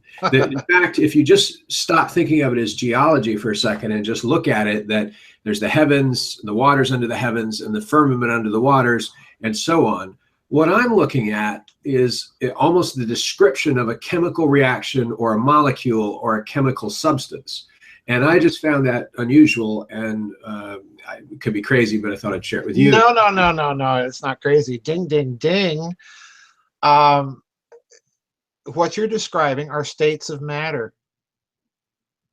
If you look at those, and again, you know, I've kind of hinted at this in the Cosmic War. I hinted at it in Grid of the Gods, in the Philosopher's Stone, in the Transhumanism book, where we came the closest to what you're saying here. You're describing states of matter, the heavens and the firmament of water. If you look at it from the standpoint of metaphysics or modern physics, what you're looking at is a description of the ether, then the virtual particle C, that would be the firmament of waters that are, you know, in the heavens. The Dirac sea. It's interesting that Dirac uses almost the same terms by describing the virtual particle flux as the Dirac sea, the Dirac ocean. But is it weird that there is, even, we don't think of the parts of the universe as a chemistry literate assertion, but it's almost like the ancients are conflating the concept of cosmology and chemistry. Yes, that's exactly what they're doing. You're exactly right. And that is not necessarily an unscientific view, because again, if you look at, you know, if you, and what I've been trying to get people to do with these ancient texts is start reading them with modern physics eyes. And it goes back to my presupposition. If you're an ancient high civilization and you want to preserve your scientific knowledge, you have to do so in a manner that the signal survives the noise. So you're going to create mythologies that give you the basic concept, so that when the science is recovered, you begin to understand the myth. And this is precisely here with this idea of the heavens, the waters of the firmament under the heavens, and then the firmament or actual, you know, solid matter itself. What they're giving you is the alchemical template, the cosmological template of how matter, life, and so on arise. And again, you know, the language that they're choosing is always mythological in nature. And it's interesting to me that modern science, when it is attempting to explain by ordinary language what it's talking about, is using precisely the same imagery. In other words, you've got ancient myth, and you've got Paul Dirac in Great Britain in the 1940s and 50s talking about the Dirac sea, the virtual particle flux. This is very intentional and deliberate, I think, because there really is no other way for us to conceive of some of these very arcane, abstract notions other than in a kind of, if you will, artistic, mythological sense. You know, the properties are so abstract that particle physicists now talk about colors and strangeness as properties of particles. Well, you know, what are they really saying? They're simply using a technique of taking anything as a symbol for something very abstract and mathematical. That's what they're doing, and I think that's what the ancients did, precisely what they did. So you're dead on here. It's my topological metaphor of the medium all over again. You know, I would urge people, go back to Grid of the Gods and look at that table where I lay out the corresponding mathematical equivalent of philosophical metaphysical concepts. It can be done. Well, so I said that was the last question, but I just want to stay on that question for a second. You know, you and I remember the 80s, the 1980s, where Yes. You know, or it was really, let's say the late 70s, early 80s, where it was really cool to have a giant boom box. You walk around, kids walked around with them on their shoulder. The biggest speakers you could get were the best. Like, you know, you want speakers that fill your living room. You walk to some guy's living room and it's like, you know, 2000 Space Odyssey in there. You know, there's monolith generate sound. And then it became cool in the late 80s, early 90s to get a Walkman. Yes. And to have tiny speakers, bookshelf speakers, and then finally the iPad or iPod, and we've gone smaller. And so you see this cultural trend at times. You could say, to look down at the earth through a microscope or a magnifying glass, or to look up at the heavens with a wide-angle lens. And it seems to be related to certain epochs of time. You know, J.R.R. Tolkien talks about this. You know, Yes. Smeagol would stare at the heavens and dream, and Deagle would stare at the ground, and Smeagol kills Deagle the way Cain kills Abel. And as I see that, if you parallel that with different periods of time where you're doing science and how people do their science based on whether as a culture, as an epoch, they're looking, if you will, wide angle or short angle or up or down. It seems that we are right now in a period of science where we're looking at the micro level. So we're looking Yes. at subatomic particles, questioning whether they're subatomic particles and so on. And of course, we once, you know, basically understood molecules, but not necessarily the atomic structure. We once understood atomic structure, but not subatomic. But nobody's looking up at the big speakers. And it strikes me that this is an odd question. Again, it could be really far-fetched, doing my best, but, you know, going way out there on a limb. But what if, taking that notion that cosmology is chemistry, what if there is such a thing as macrochemistry? What if it is really possible that if you were a giant, if you you strode across the heavens and you looked down upon planets as tiny little pebble things, what if it is possible that you would look at the layer of our atmosphere and the layer of our oceans and the layer of our Earth as so many chemical substances that have pressed the right way or combined or mixed with another substance, like a comet would explode or whatever. You would literally have the godlike ability to look at what for us are big macro things as tiny little things that you can manipulate the way a kid does, mixing ingredients in a chemistry set. So my question to you is there any sense in this apparent cosmological chemistry template among the ancients that it's not just a way of them hiding their knowledge of essentially the micro level of earthbound chemistry in cosmological myth, but that they're actually doing a cosmological chemistry? Yes. Macro Absolutely. chemistry. No, that's exactly what they're doing. It's interesting to me, if you look at modern... Dr. Farrell, then you'd have a science of planetary disaster. You would be able to conceive of, well, if you do this to the atmosphere, and what would that look like? Well, over time, it would look like climate change. Well, No, it would. And, you know, I've been arguing for quite some time, both in the vid chats and in the books, particularly in the Third Way, that I do think that there is a cosmological physics experiment being undertaken right now with projects like CERN, and I call them data correlation experiments. The computing power that CERN has is so astronomically enormous, most people don't even really fathom how massive it really is. But that computing power would also allow them to do what I call data correlation experiments. It's a principle of quantum mechanics that the observer changes and to a certain extent controls the outcome of an experiment based on what they determine to measure.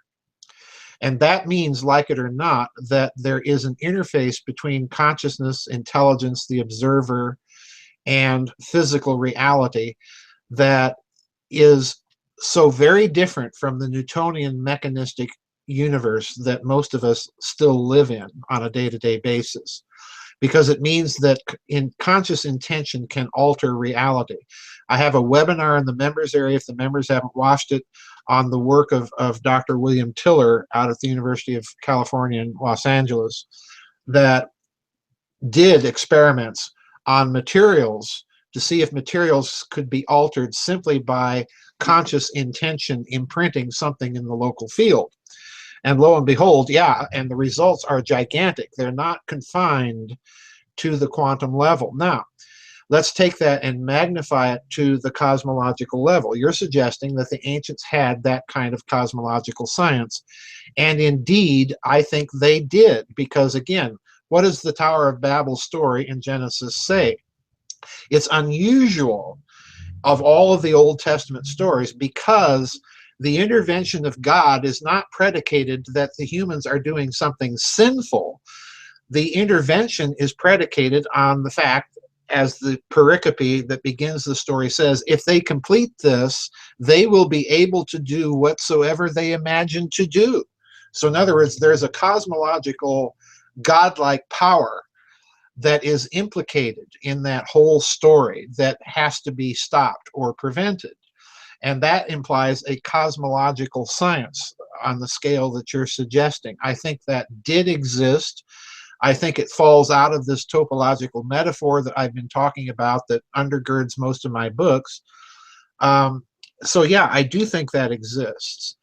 In fact, there's aspects of this, Daniel, that are so dangerous that I never talk about.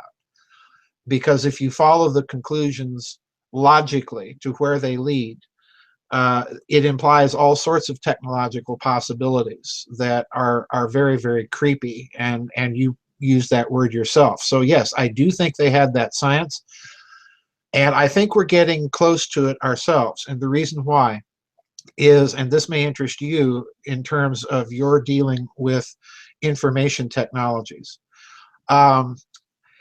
most theoretical physics now, the cutting edge cusp of it, is viewing cosmological physics as a field of information, not particles, not quasars, not supernovas, none of this. And one of the most interesting things to emerge very recently from that field of theoretical physics is they've taken pictures of, the known universe, and they've discovered an astonishing thing.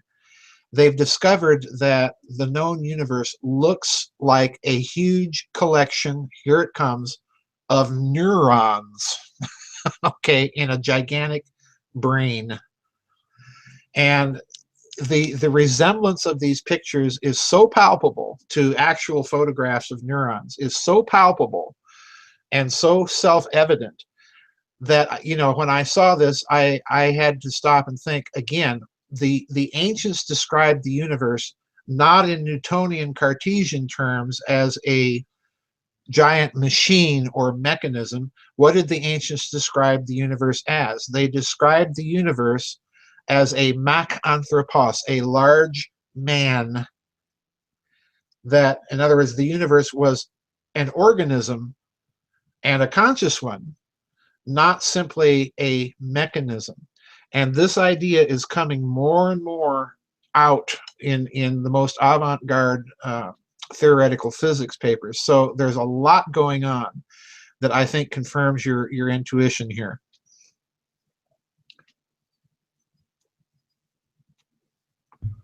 Sorry, I was having to stop one of those damnable pop-up videos as in order. I hate that. You pull up an article. Oh, I know. I want to strangle them. I just do.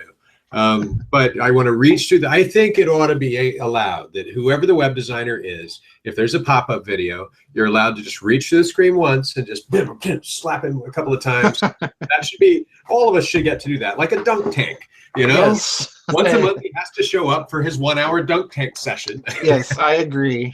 We can shoot virtual balls at him with our joysticks and force and dunk him in a tank full of sharks. That would make the hometown fair a lot more fun, wouldn't it? Yep. Well, no, I'm not violent. So yeah, so they're not only saying that. I was looking at one of these brain maps you're talking about, where the neurons look like the universe, and they're also talking about that they think it may grow. They may grow in similar patterns. And I couldn't help but think that, my first gut instinct is to attribute that to essentially like chaos theory, that ultimately there's a pattern to everything, and that it's a pattern even in chaos, and patterns tend to be similar. We find a universe full of circles and a universe full of squares and triangles, and they're not things that just randomly occurred to us and we arbitrarily decided we like to focus on triangles instead of tetrahexagons or something like that. We didn't, we're kind of built this way. But It kind of makes me wonder. It's the weirdest thing, but I just kind of am like, maybe there are really big people that stride the heights of the heavens. Exactly. That's Dude exactly is why. up there stepping on planets like so many gravel pebbles. And That's exactly why I mentioned. going, you know what? Let's mess with the ants today. Or I think I'll skip a pebble across the pond, and several civilizations get wiped out. Right. Stuff like it's a little eerie, but fun to think about. Maybe Well, again, it's not of the Bible are a lot bigger than we think. I don't know. It's not really a new idea, because you have within the Judeo-Christian tradition, you have within the Islamic tradition, you have within the Vedic tradition the idea of these super beings or angels or jinns or whatever the particular tradition calls them, that are super intelligences.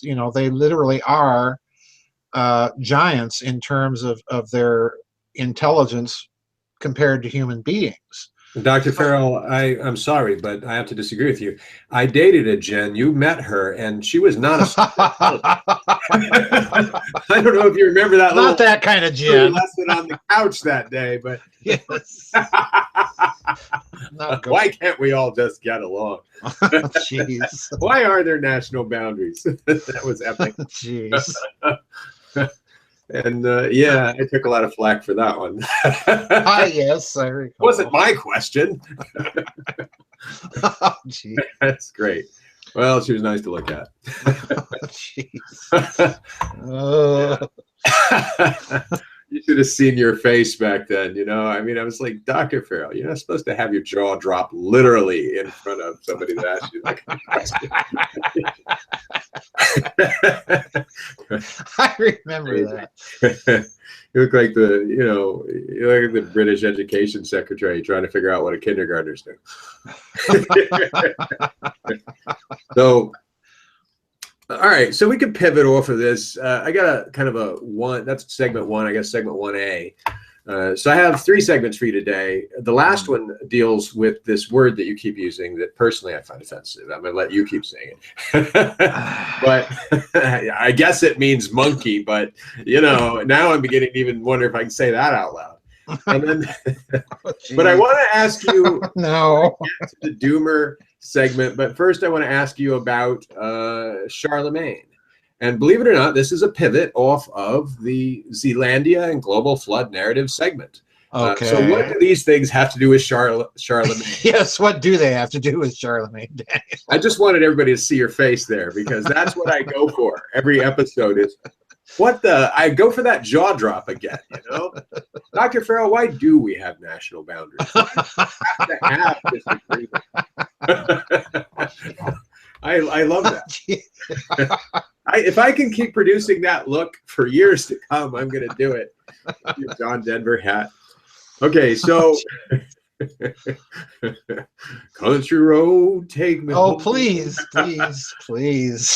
So the Carolingian Renaissance, that's yes. really the topic. Charles has a massive, don't say the word, Dr. Farrell. It has nothing to do with monkeys. Charles has a massive cultural ascent that occurs during his reign. Yes, and it involves the recovery of art, writing, and architecture. Right. So here's a quick review for people that don't know. So among the things that are going on in the reign of Charlemagne are a lot of transcriptions. In fact, the only surviving copies of some ancient works that we have because of Charlemagne essentially ordering this or sponsoring groups of scholars who did this. Right. The minuscule, the written format of minuscule, was developed at that time because paper was scarce and expensive in the West, and it was a way of getting a lot of content. It's like a condensed font. It's like a lot of content into a little bit of paper. And the monasteries at the time were actually the centers of learning, which is interesting. It kind of parallels what happens in the settlement of Russia. And it's not the cathedral schools, which are generating slightly, illiterate bishops and things like that. But but so it's really out in the boonies where the monasteries are. Okay, really illiterate bishops, but the monasteries are the center of the scholarship. So they're preserving the text, they're transcribing things, they're developing minuscule, and Charles begins gathering a global, if you will, court of scholars and teachers at Aiken. He gathers Englishmen and Irishmen and Italians and Spaniards and Franks from Gaul and Germania. And so he's creating, if you will, a global court, almost a UN of scholarship. Right. And these Carolingian schools that he's sponsoring, they're practicing the 2 medieval degrees of the trivium and the quadrivium. Right. And there's an interesting little thing that I saw a couple of little comments about the Carolingian Renaissance. I got interested in this the other day because someone asked for me to explain the difference between the Roman Empire, the Holy Roman Empire, and the Byzantines, who thought of themselves as Roman and considered themselves to be the Roman Empire. Right. And it's like, how much time do you have? This is going to be a few hours. Make yourself comfortable. Well, true. I always hear these words, Dr. Farrell. I'm overwhelmed. I'm like, yeah, but we just started.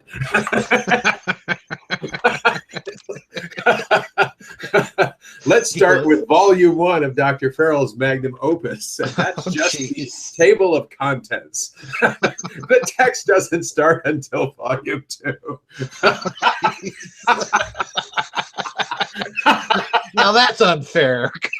No, it's not. It's, ladies and gentlemen, it's a 2-volume book with a 1-volume table of contents, a 1-volume index at the end to an appendix with notes. It's a massive prank on academia, but you won't admit it. But it's a screw you to formal academics.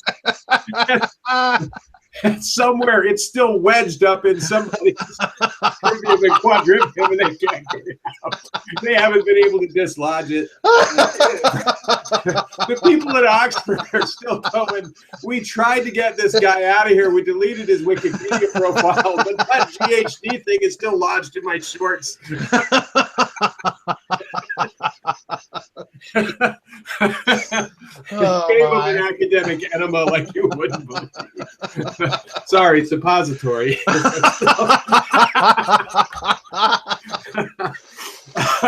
Oh dear.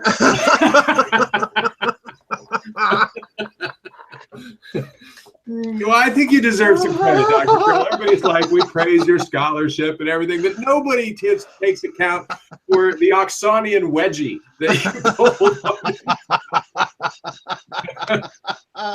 Yeah, it's like, here, take it home with you. It's like, wow, I'm really uncomfortable after reading this.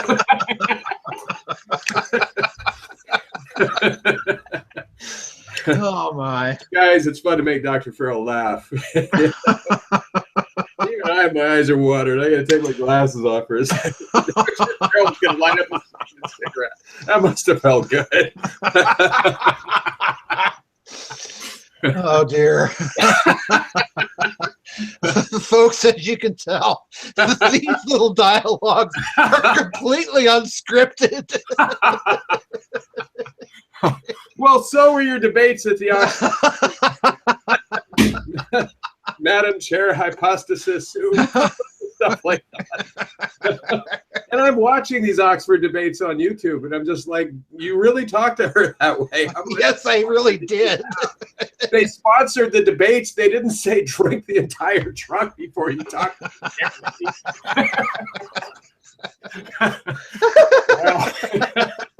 the Some of you will need to fast forward past this section. And if you have small children, put them away for the night because we're just getting started. Oh dear. Oh, jeez. All right, so back to Charles.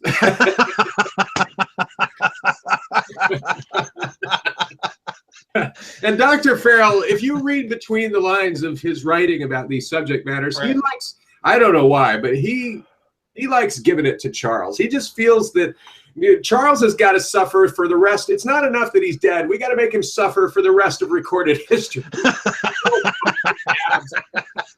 He's just like, let's make the frog feel it one more time. Come here, Charles.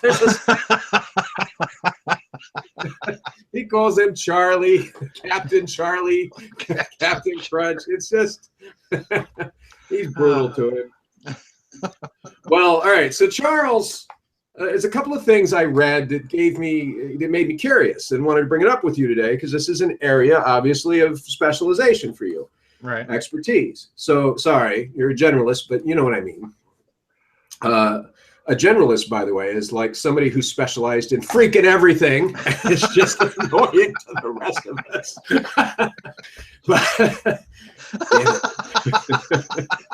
But anyway, yeah, patristics. That's a way of saying, well, I just decided to get all the degrees that you guys have and learn a couple of extra languages too.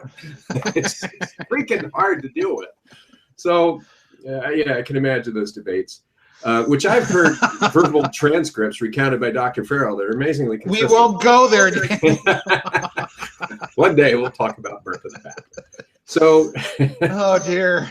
Anyway, Einhard says that Charlemagne ordered transcriptions of native chants, and yes. So we know that the natives of Charlemagne's dynasty didn't have a written language. So these native chants couldn't be written down. So right.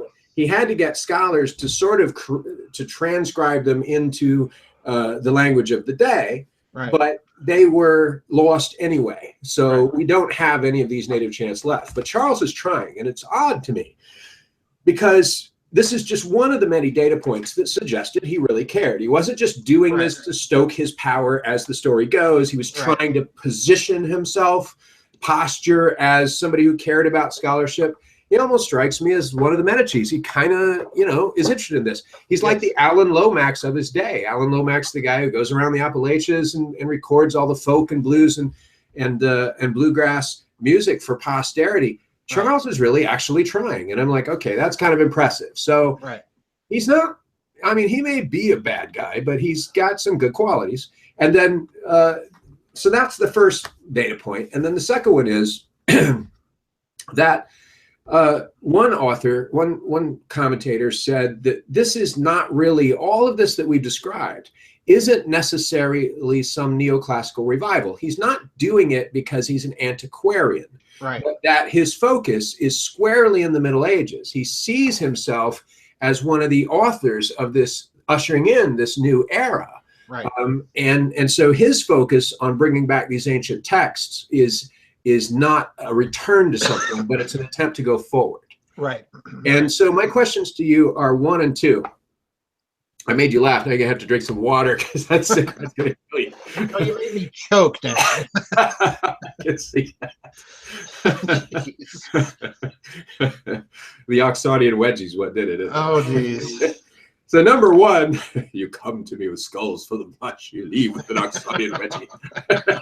So number 1 is, why is he trying so hard to create this body of scholarship? We've never discussed this. We've discussed Charlemagne vaguely as, Count Chocula, the villain. He's the guy that, positions himself. He uses he kind of strong arms the Pope.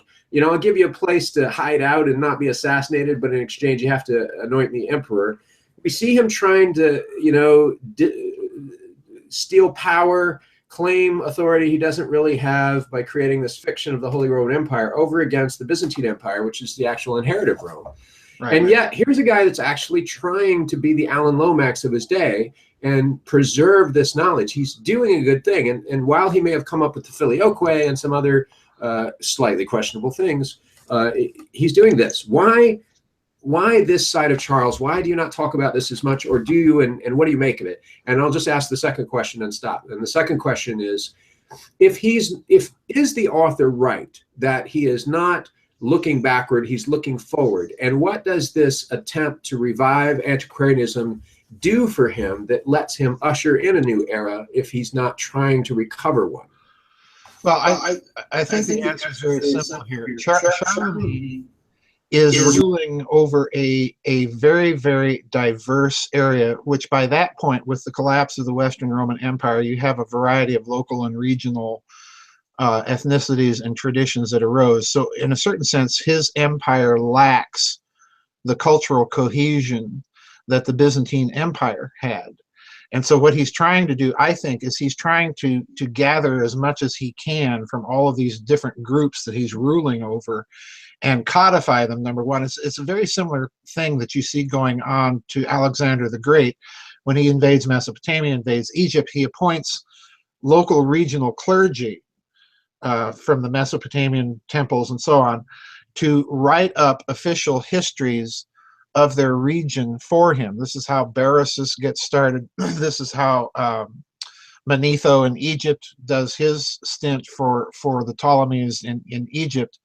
So I think to a certain extent, Charlemagne is doing this as a kind of, so to speak, a cultural, political agenda. He's trying to create a cultural, if to use the modern expression, a cultural melting pot out of all of these disparate Christian traditions that he's ruling over. And one way to do this, as you know, is that much of his reforms were concentrated on liturgical usage. You've mentioned the music, which, you know, was a central component of liturgical celebration in his empire. So he's literally having to create a kind of liturgical cohesion that at this point really doesn't exist in the West. You have several different competing types of traditions. You've got the Roman, you've got the Sarum, you've got the Celtic, and so on. He's trying to amalgamate all of this, I think. And out of this is coming a very peculiar thing. He's creating really the first systems of modern Western musical notation as a result of this. And he's standardizing a lot of practice. And I think that is what? You're laughing. I can see you laughing. I'm still laughing at the Oxonian wedgie. I'm sorry. Go away.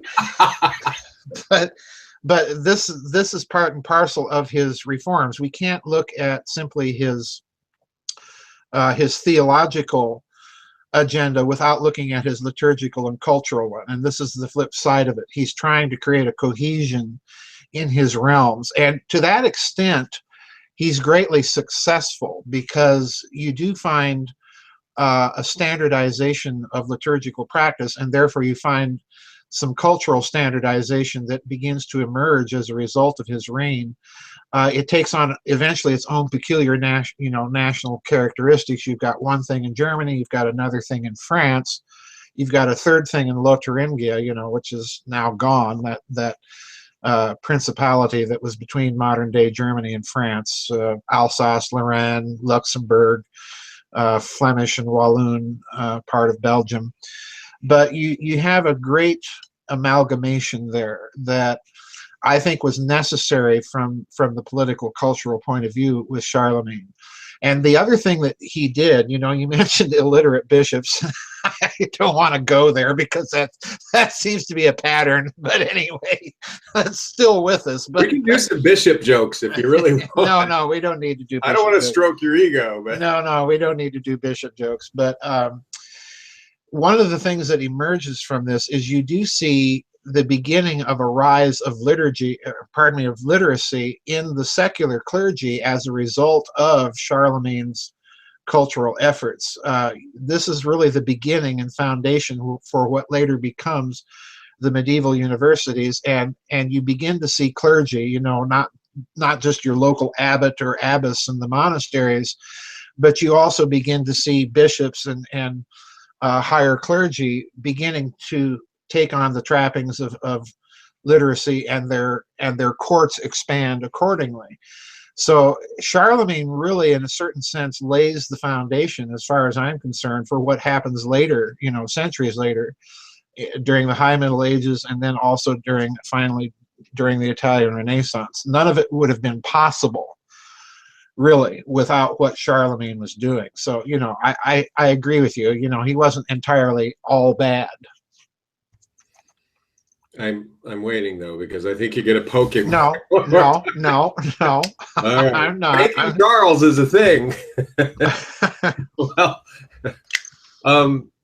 yeah. The reason I asked the question is because we were talking about this potential pattern among humans in the ancient world of a disaster, then a recovery, a neoclassicism, and then a new Renaissance. And here we have Carolingian Renaissance, and of course, it made had been talking about recently made me think, well, what was if that pattern actually holds, what is the neoclassicism and the disaster before that Charles is now the natural outcome of?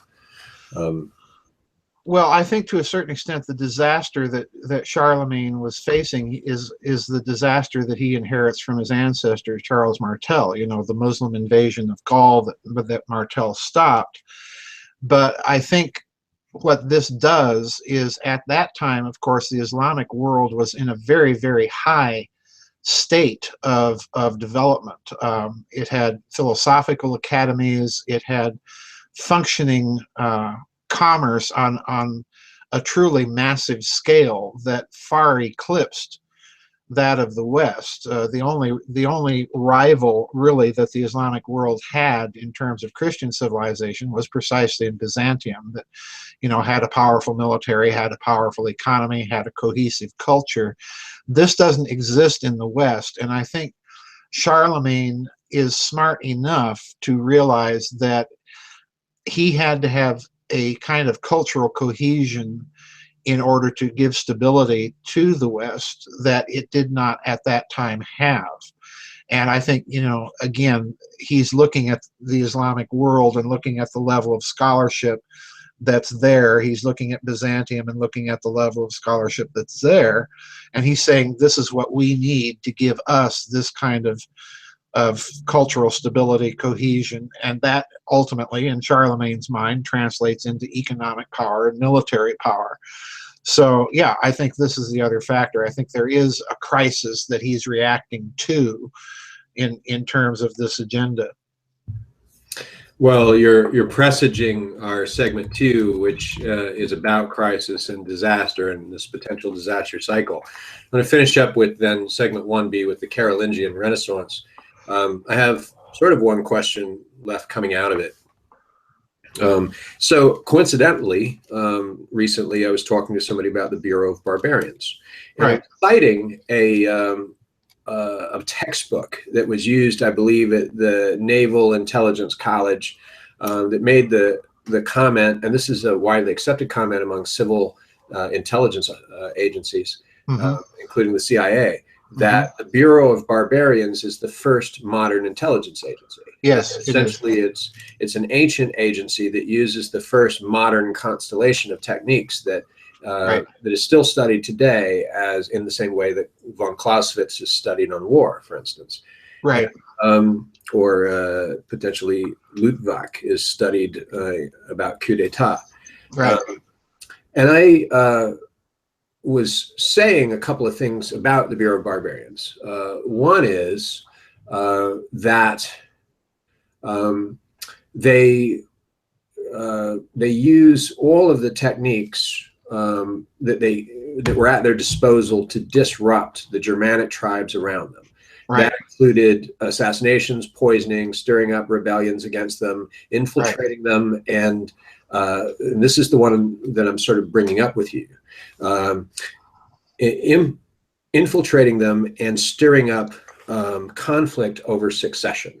Right. So in that conversation, the issue of Germanic succession came up.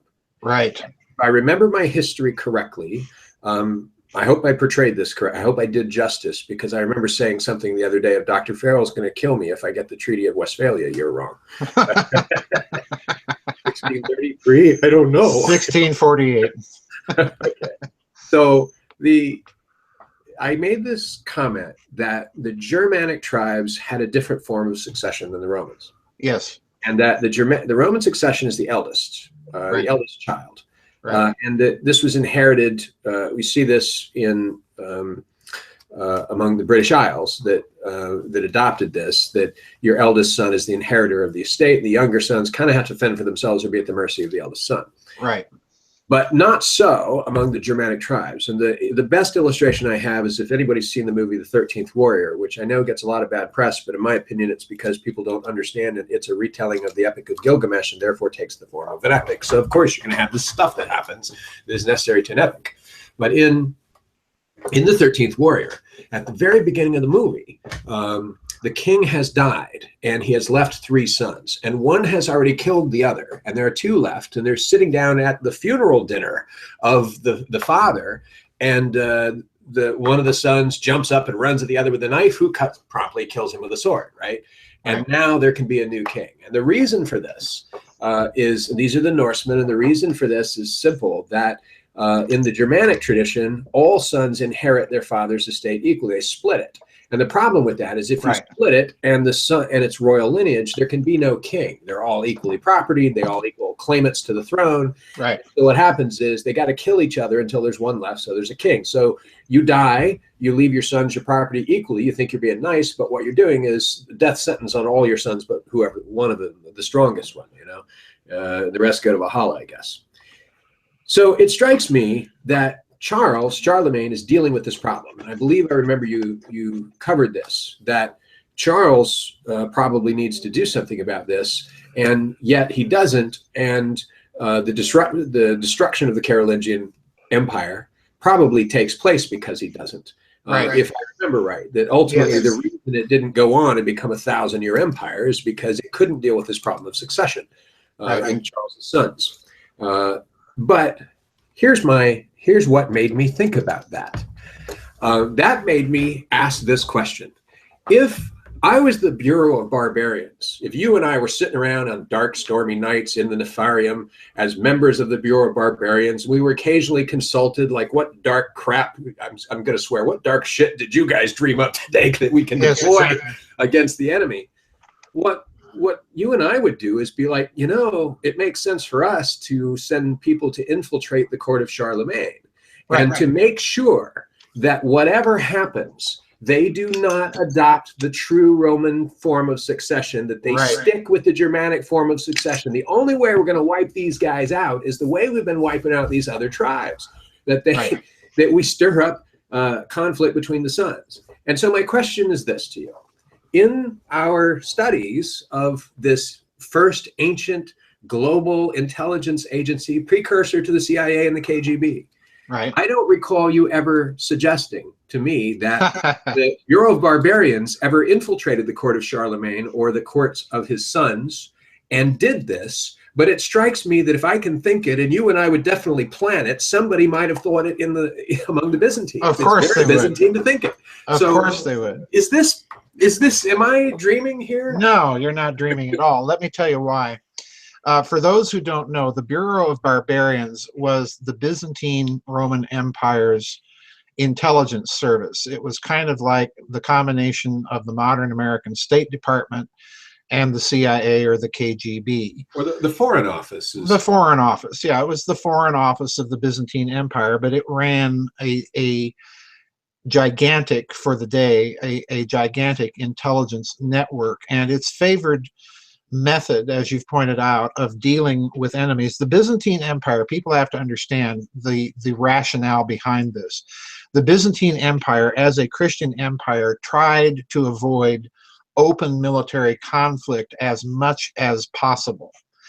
And as a result of that policy, it's not that they were afraid to fight, but they preferred to use methods that would cause the least amount of bloodshed as possible. So, as a result of this kind of very twisted logic, they resorted to assassination, they resorted to poisonings, they resorted to all of the modern techniques of stirring up indigenous, regional, or tribal rivalries between princes and so on and so forth. To be honest with you, Daniel, I've had a sneaking suspicion for a very long time that the Bureau of Barbarians, if it was not behind, it helped to exacerbate the Sunni-Shia split within Islam over the succession from Muhammad.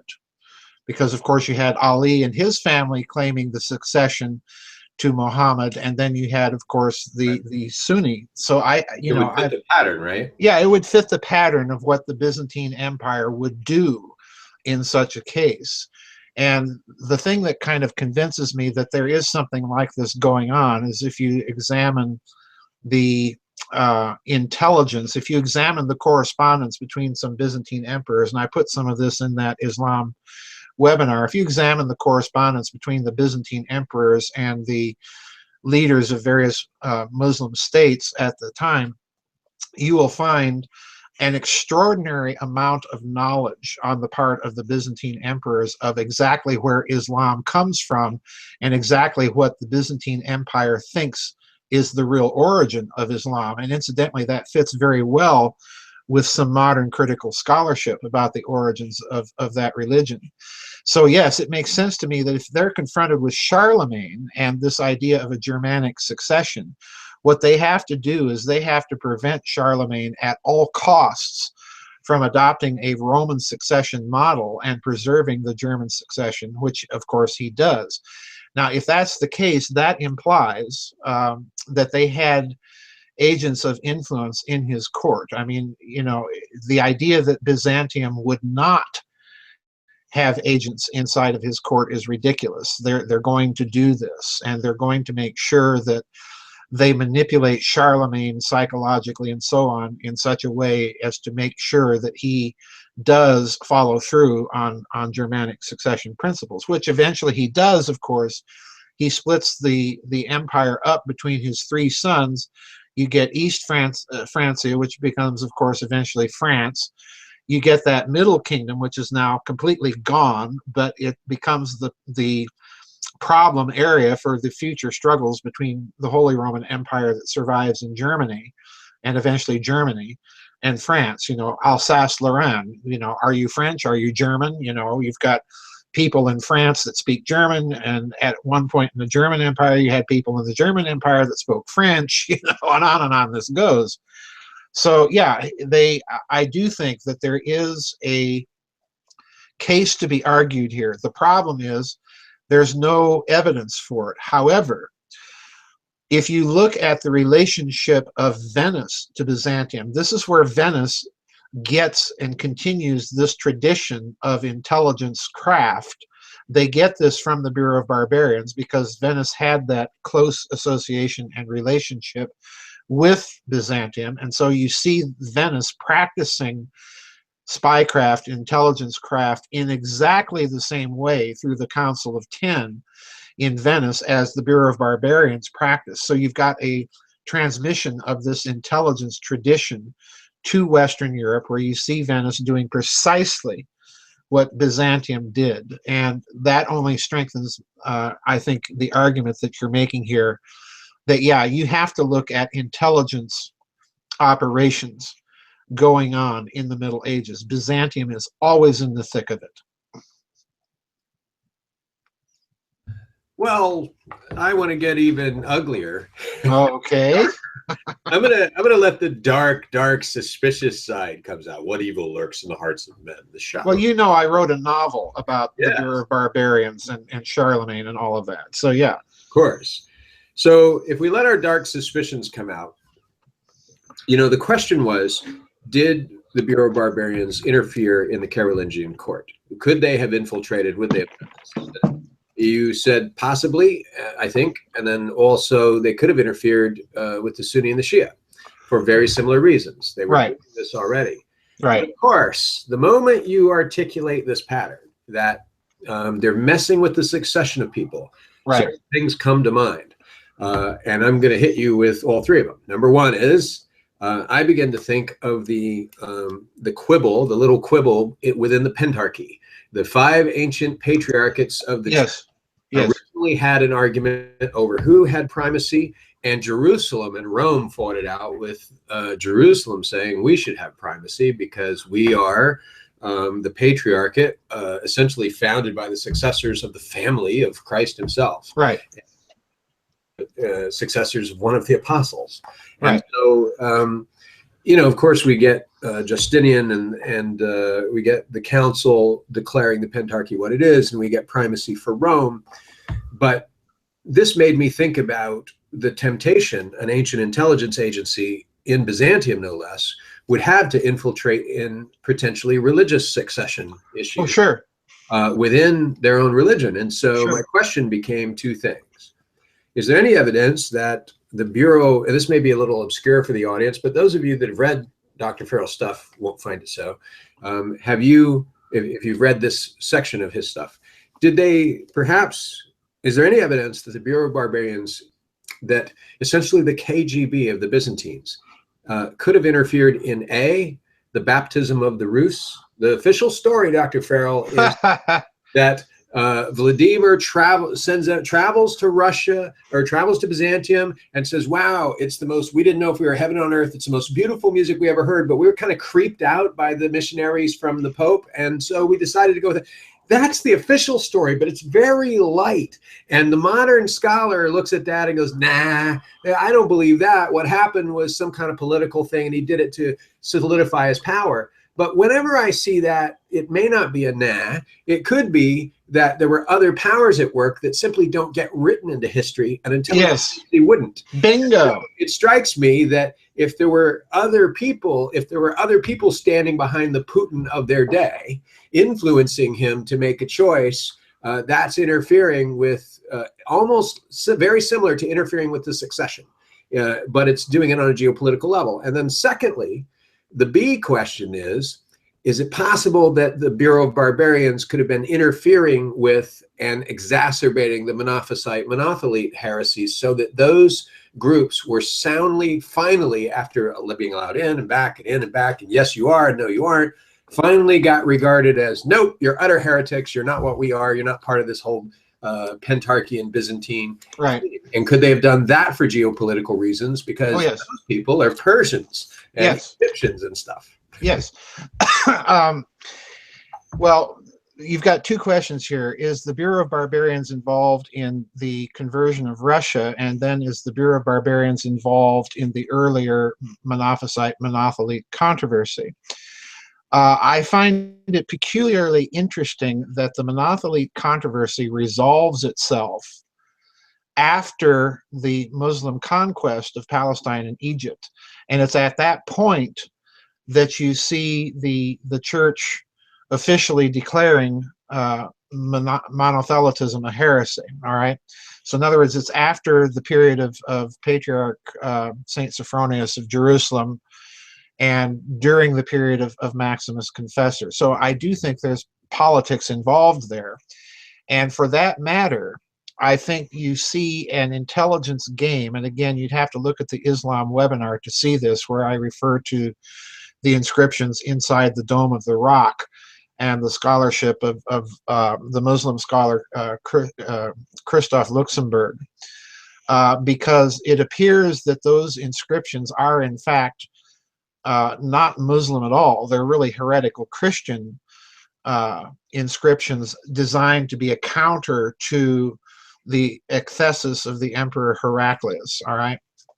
So there is an intelligence game being played out between the Islamic State at that time and the Byzantine state at that time. I think that's very, very clear. And I think you're absolutely correct to read between the lines. But we don't have to read between the lines very much at all when we turn to the conversion of Russia. Because let's remember the official ecclesiastical story here, even the official academic story. Saint Cyril and Methodius are, of course, the apostles to the Slavs in the Orthodox calendar. They are the linguists. Let's please understand here what these two characters are. They're both clergymen, and they're linguists. In other words, their specialty is creating languages, written languages, and getting them recorded where none exist. This is right there a hallmark of Bureau of Barbarians. That's got their stamp all over it, all right? And that means, in turn, that the Bureau of Barbarians is heavily infiltrated into the church, all right? And who sends St. Cyril and Methodius, you know, go convert these Slavs, create their language, give them books, and so on and so forth? Who is it? Well, it's St. Photius, okay? And who's St. Photius? Well, as you know the story, he's a scholar that gets elected patriarch of Constantinople, and he's ordained through the orders of the clergy on, you know, one day after another until he's made patriarch. Photius, if you look at his career prior to this, he was not only a scholar in the imperial school, he was, guess what, a diplomat. He had been on diplomatic embassies to the Muslim world. He had traveled to Palestine. He had traveled to the far reaches of Asia Minor. So in other words, the guy that they make a patriarch himself is coming out of the Bureau of Barbarians. And this is the guy that sends Cyril and Methodius on their mission, go convert the Slavs and give them a written language. So yeah, I think there is heavy Bureau of Barbarians involvement here. And I think the reason, and again, I think you're quite correct to point out that under the Emperor Justinian, you see finally the theory of the Pentarchy, the 5 patriarchates, with the primacy being given to Rome. The reason for that is, of course, at that time, the popes were largely Greek. They were not Latin popes, they were Greek. So in other words, Rome is the outpost ecclesiastically in the West for the Byzantine Empire. This is their way of exercising soft power. Byzantium was superbly expert at the use of soft power, at cultural power and its exercise, and they need their man in Rome. Charlemagne, as you pointed out, recognizes this, and I think a great deal of his agenda is to create his own kind of soft power with his cultural agenda that he has going on within the Carolingian Empire. So it's a huge, you know, as I tried to portray it in that novel years ago that I wrote, and then tried to portray it in that tome, there is a huge geopolitical, cultural conflict going on, and you've got 3 players at the time: Islam, Charlemagne, and the Byzantine Empire. And they are all exercising this soft power card in very different ways, but behind their exercise, it always has appeared to me that you have a definite presence of intelligence craft in the mix, and particularly in the case of the Byzantine Empire. Well, funny you should say that, because what I was thinking of and where I was going to end as the last question of this segment is, it struck me when I was listening to this, reading this person talk about Charlemagne being the Alan Lomax of his day. That's my analogy, maybe not fair to Alan Lomax, but or Charles, but is that he's talking about the fact that there's no written language for the Franks, and that Right. they need to nonetheless, they transcribed it. So Right. that means that they had to have created some intermediate, they either had to transliterate, not transcribe, or Right. to transcribe, which is what's being said, they had to have created an intermediate language out of Right. a mixture of the two, kind of a Right. paper. And that's what they did. And if that is the case, that strikes me as an exact parallel of what Cyril and Methodius did when sent as Precisely. missionaries to the Slavs. Precisely. And so that made me think about the possibility that Charles is essentially trying to copy the intelligence tactics of the Yes. Bingo. of the East. Yes. Bingo. Bingo. Bingo. Charlemagne does have his own intelligence network. It's, you know, it's vis-a-vis the Bureau of Barbarians, it's kind of amateurish, but nonetheless he has one. He is attempting, let's remember, he attempted at one point to marry the Emperor Irene, and I say the Emperor Irene because that's what she called herself for constitutional reasons. So he attempted. I believe, Dr. Farrell, the correct term is Caitlyn Jenner. No, but he attempted to wed the empires quite literally through marriage with the Byzantine empress. So in other words, his model is Byzantium, and he's duplicating as much and as fast as he can this Byzantine model. And you see, again, like I pointed out before, you see Venice doing exactly the same thing. So yeah, this intelligence spycraft tradition spreads into the West from Byzantium, and it's with us today. You know, all the tactics that we think of, that, you know, non-governmental organizations and foundations and military crusading orders and spycraft, all of this is coming out of Byzantium. Absolutely. Well, so segments 2 and 3 are shorter. Do you want to break or anything before we? No, I don't need a break, but I do need to make some cigarettes, so I'll do that as you're talking. I don't want to seem rude. Not at all.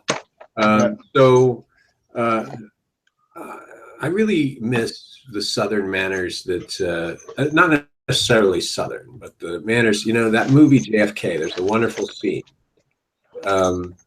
They invite Ferry, I think his name is Ferry. David Ferry, yes. David Ferry. They invite Ferry back to the judge's chambers to talk about, what happened that night. Right. And, David Ferry walks in and says, "Do you mind if I smoke?" And instead of saying no, Judge Jim Garrison says, "How could I?"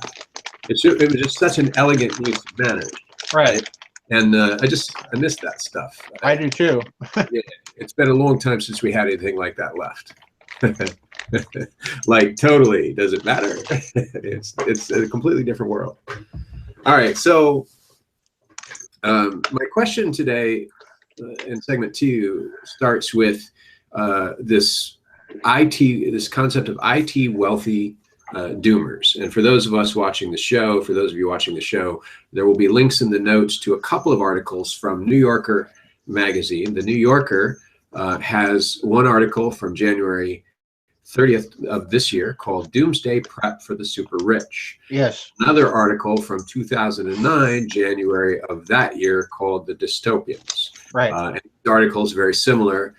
Prepare yourself. If you're going to read the New Yorker, you need to just multiply the size of a normal article times 5. Yes, that's right. It's not for the light reader. No, okay? it's not. It had to go in depth. But talks about, in great detail, a technologically advanced, ultra-wealthy elite setting up and potentially moving into hidden enclaves at some point of future societal collapse. And before we get weirded out by it, it's not a conspiracy theory. They're talking about basically people that have made their fortunes in Silicon Valley, yes, from software, and who they have a lot of disposable income or liquid income. And what they're doing is they're buying places in New Zealand, and they're buying old missile silos and turning them into apartment complexes. And yes, they're preparing for the shut. They're staffing up their private jets and getting their pilots picked out that are going to fly with them and their families. And they're buying guns and motorcycles and the modern equivalent of sea rations and all kinds of survival gear. And they're not, patriot militia in rural Mississippi. These guys are techno nerds, but they are learning to ride motorcycles and use automatic weapons and to do all the things that they think are necessary at a point of societal collapse to survive.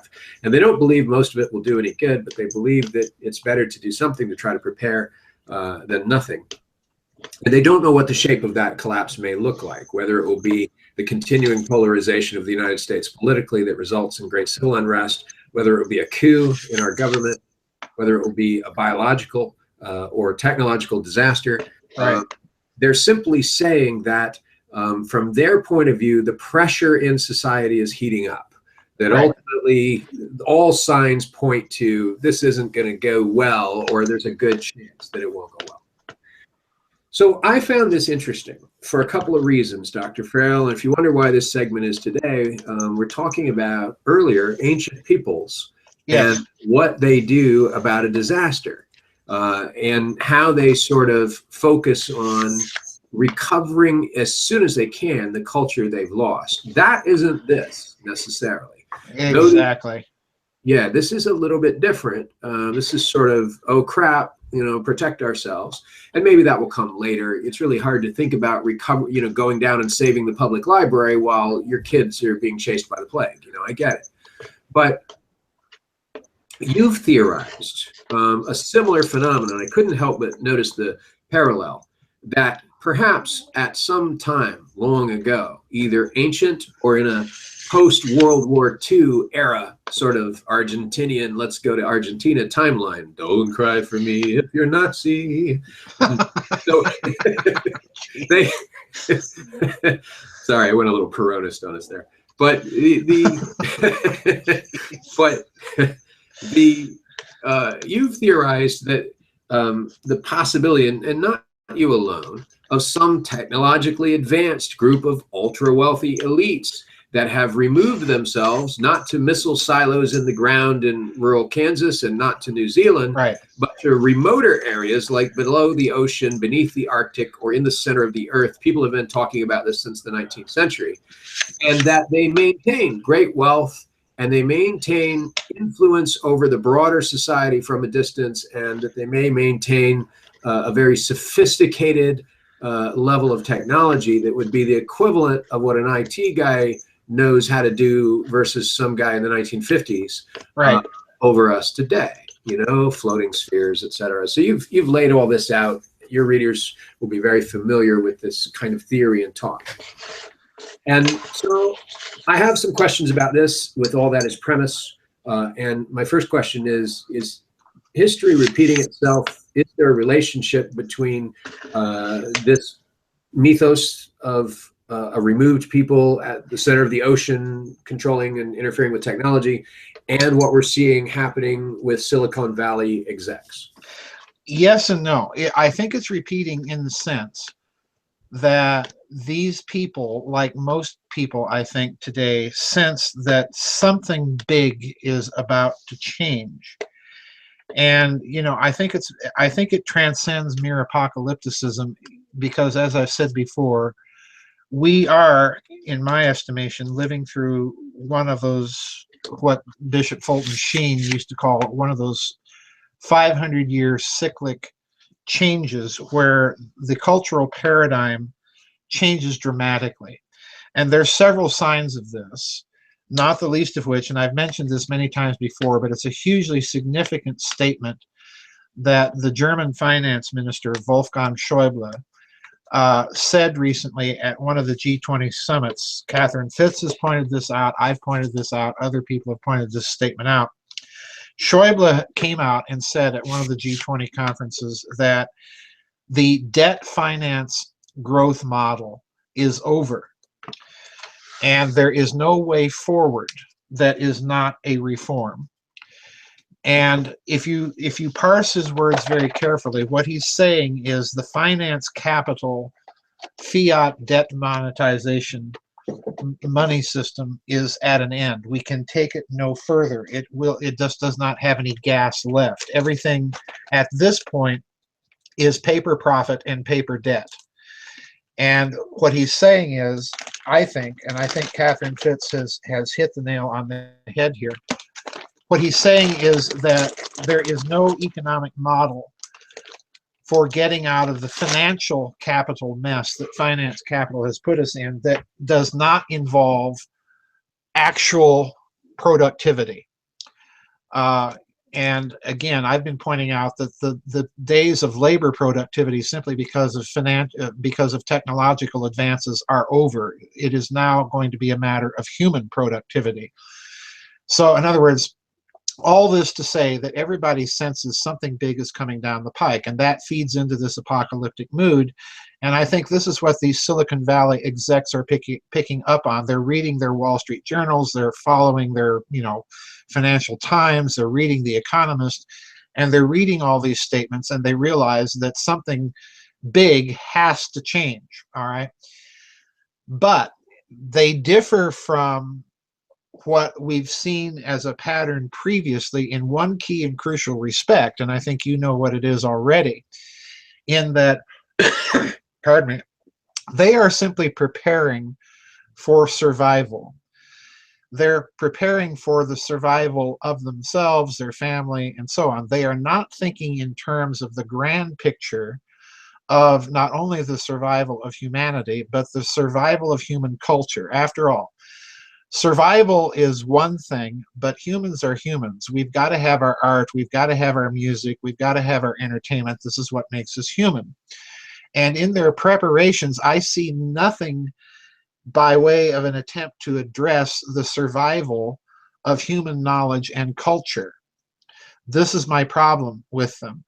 If you look at Charlemagne, if you look at the post-cosmic war people, what they're trying to do is preserve their knowledge. That's first and foremost, because without that knowledge, survival is going to be quite literally in terms of hunting and gathering, once again.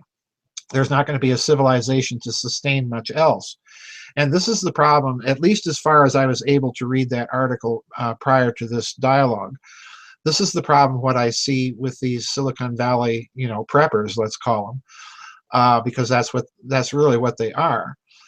You've got to have a preservation of the high culture. This is why I keep hammering over and over again. I'm sensing the same thing, but I'm sensing it in terms of the necessity to preserve the central institutions and core virtues of this civilization. And this is why I keep telling people you must be responsible for this culture, and particularly for its expressions of high culture, as much as you are able.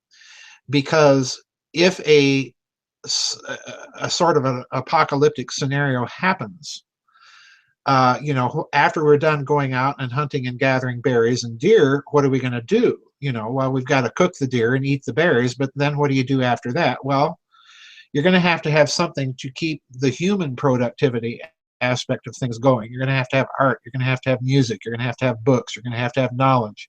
You're going to have science. You're going to have mathematics.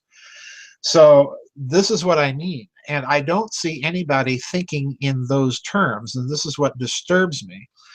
Are there people that are thinking in such terms? I think, yeah, probably. But the problem I have, Daniel, probably it may be the same problem you have with it, is that the people with the power and influence to think in those terms are thinking in terms of cultural values and institutions that are really kind of antithetical to humanity itself. We've got the transhumanists, the cyborgs, the genetic engineers. That technology is going to get us out of this. And I see them promoting a set of hierarchical values that are antithetical to the very civilization in which they operate now. And so they may be thinking in terms of cultural survival, but the kind of culture that they want to create, just leaves me kind of breathless and speechless and totally creeped out. So no one is thinking in terms of the survival of our civilization. That's what disturbs me. Well, I see the cyborgs and the androids too. They're downstairs, lined up outside the tattoo parlor. But Yeah, I don't fault sure. them. I'm not I don't think that's good looking. But whatever. Draw another butterfly in here. Well, Dr. Farrell, you presage my question, some of what I'm wanted to bring up, and I wasn't quite sure how I was going to bring it up. I just knew it was sort of the one correct direction. So essentially, I would characterize what you're talking about as mere survival, and also what survives. Yeah, exactly. I jotted some notes before the show. I said, for me, survival is a set of thought processes, not an arms cache and sea rations. Right, exactly. And I mean both by that if I can't survive with what my mind can do, it isn't survival, it isn't worth it. Right. And, so that's the main thing I want to preserve. And secondly, my mind is more useful than the other guy's gun. I know there's some exactly. out there's like, yeah, but if I point a gun at you, yeah, but if I use my mind, you'll never get a shot. You'll never get a chance. So the thing is a mind is a terrible thing to waste. Don't start forest fires.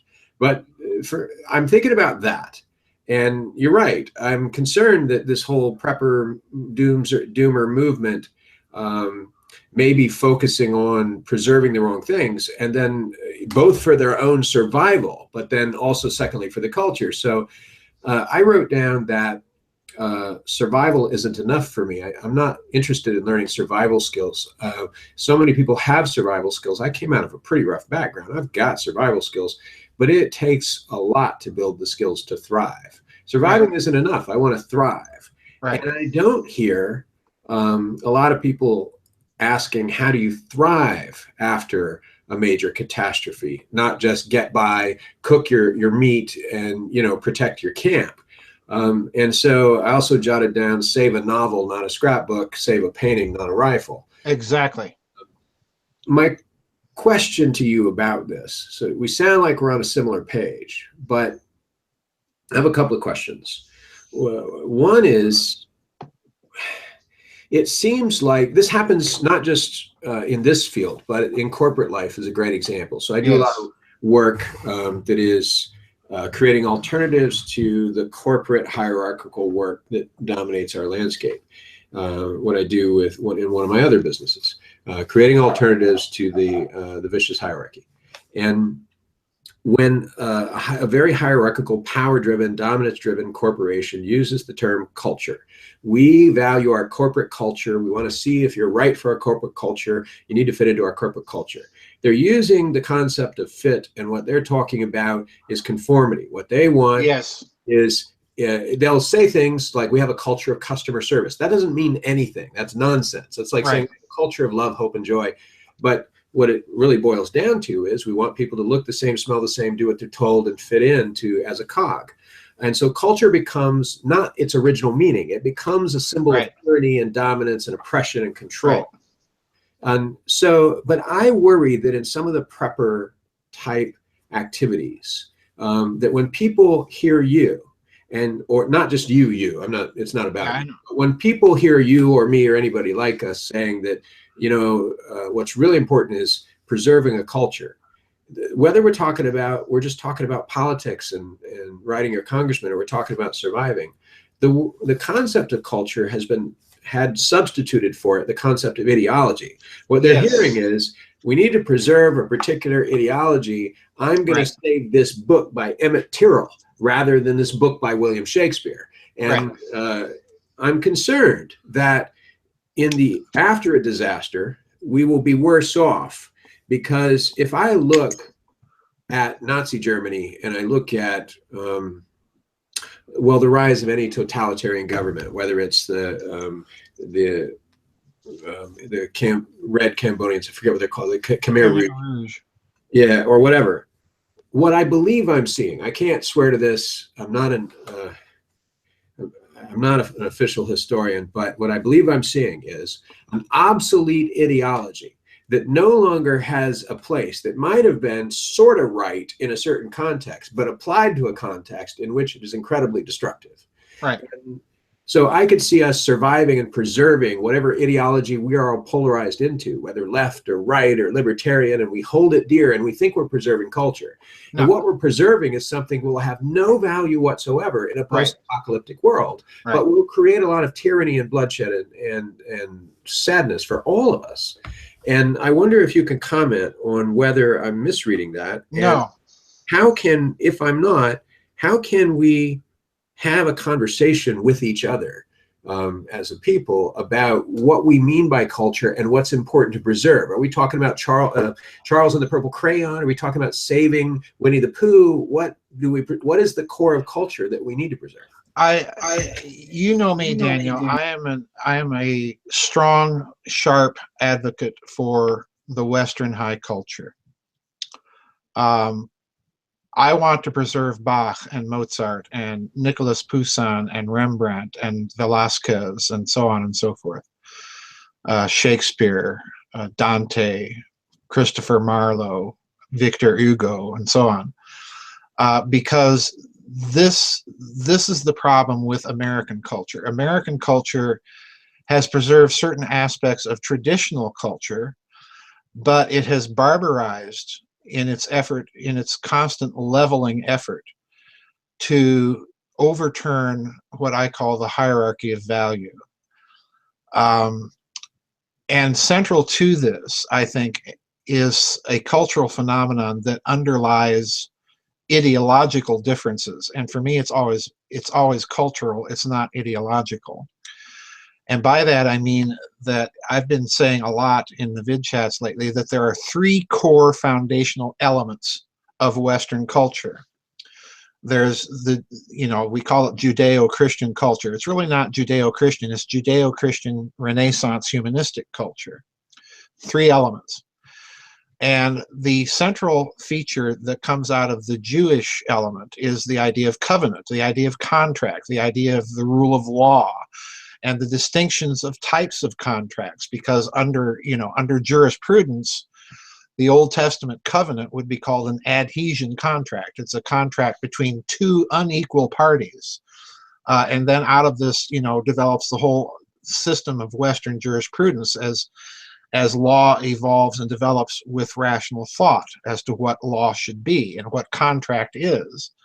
This is why I'm so fascinated with the television series that you alluded to earlier, The Paper Chase. Professor Kingsfield is a professor of contract law.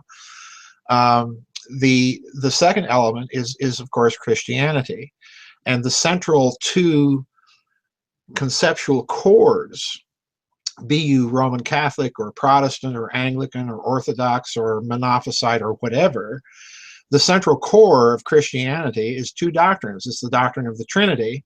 In other words, the idea that you can have oneness and personal diversity all at the same time. In other words, a harmony. And related to that, of course, is the doctrine of the incarnation, that logos, that absolute personal reason enters the realm of human history.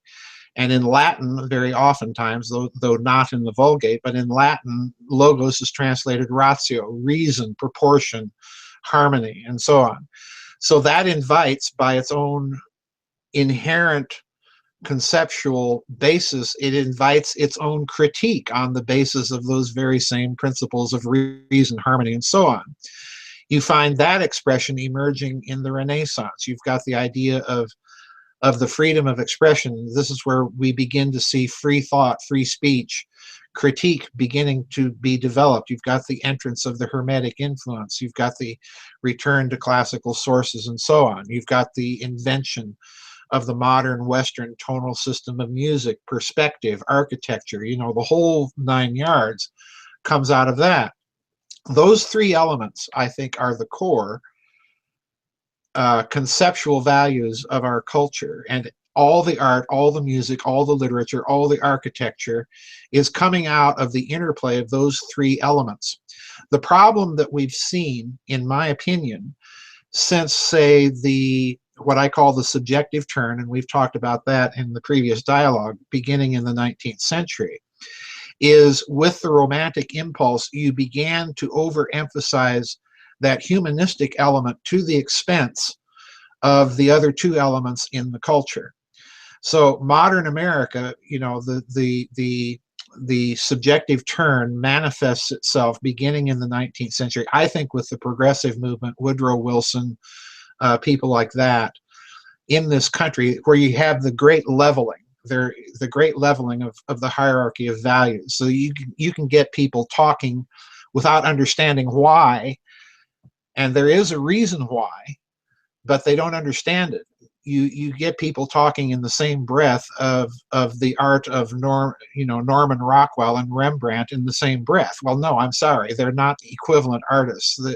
One is genius and the other is kind of pop art. We've lost the idea that there's a high culture in the United States. And I think it's because of these overemphases on the humanistic element of the core elements of the society. So I'm with you.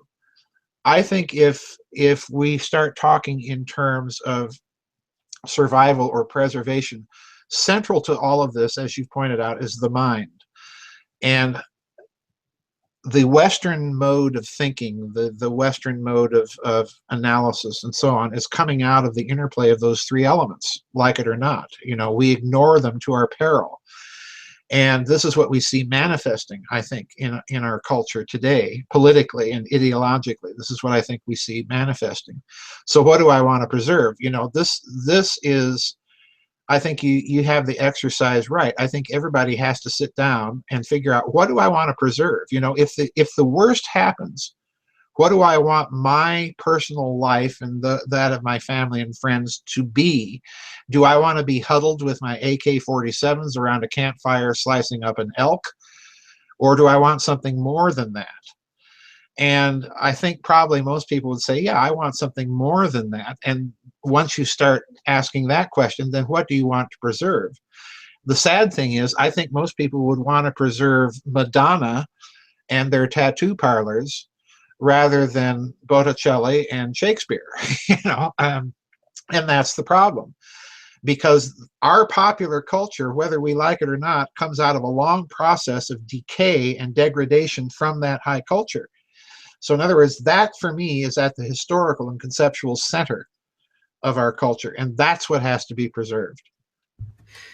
Well, it's interesting, you know, it's a couple of different directions. They're both positive. You know, Bradbury wrote Yes, convincingly in Fahrenheit 451 right.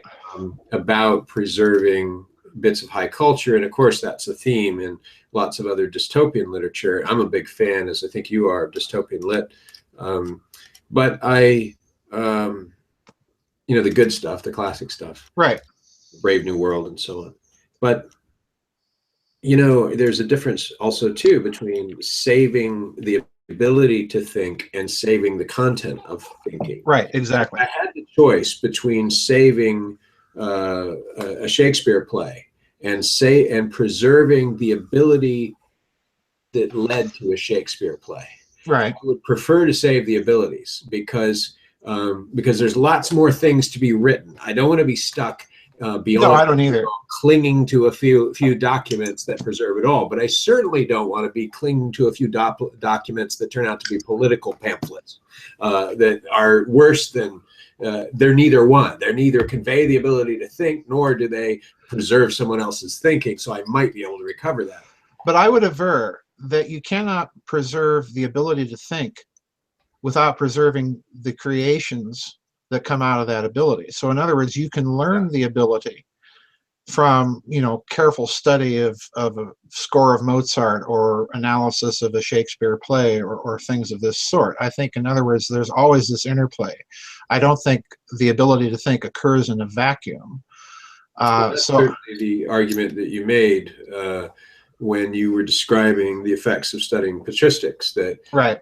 Above all else, patristics convey they restructure, and this is science now. We right. didn't know this back then, but they restructure the mind, the way it thinks, and we now know that's actually true. That it replows neural pathways.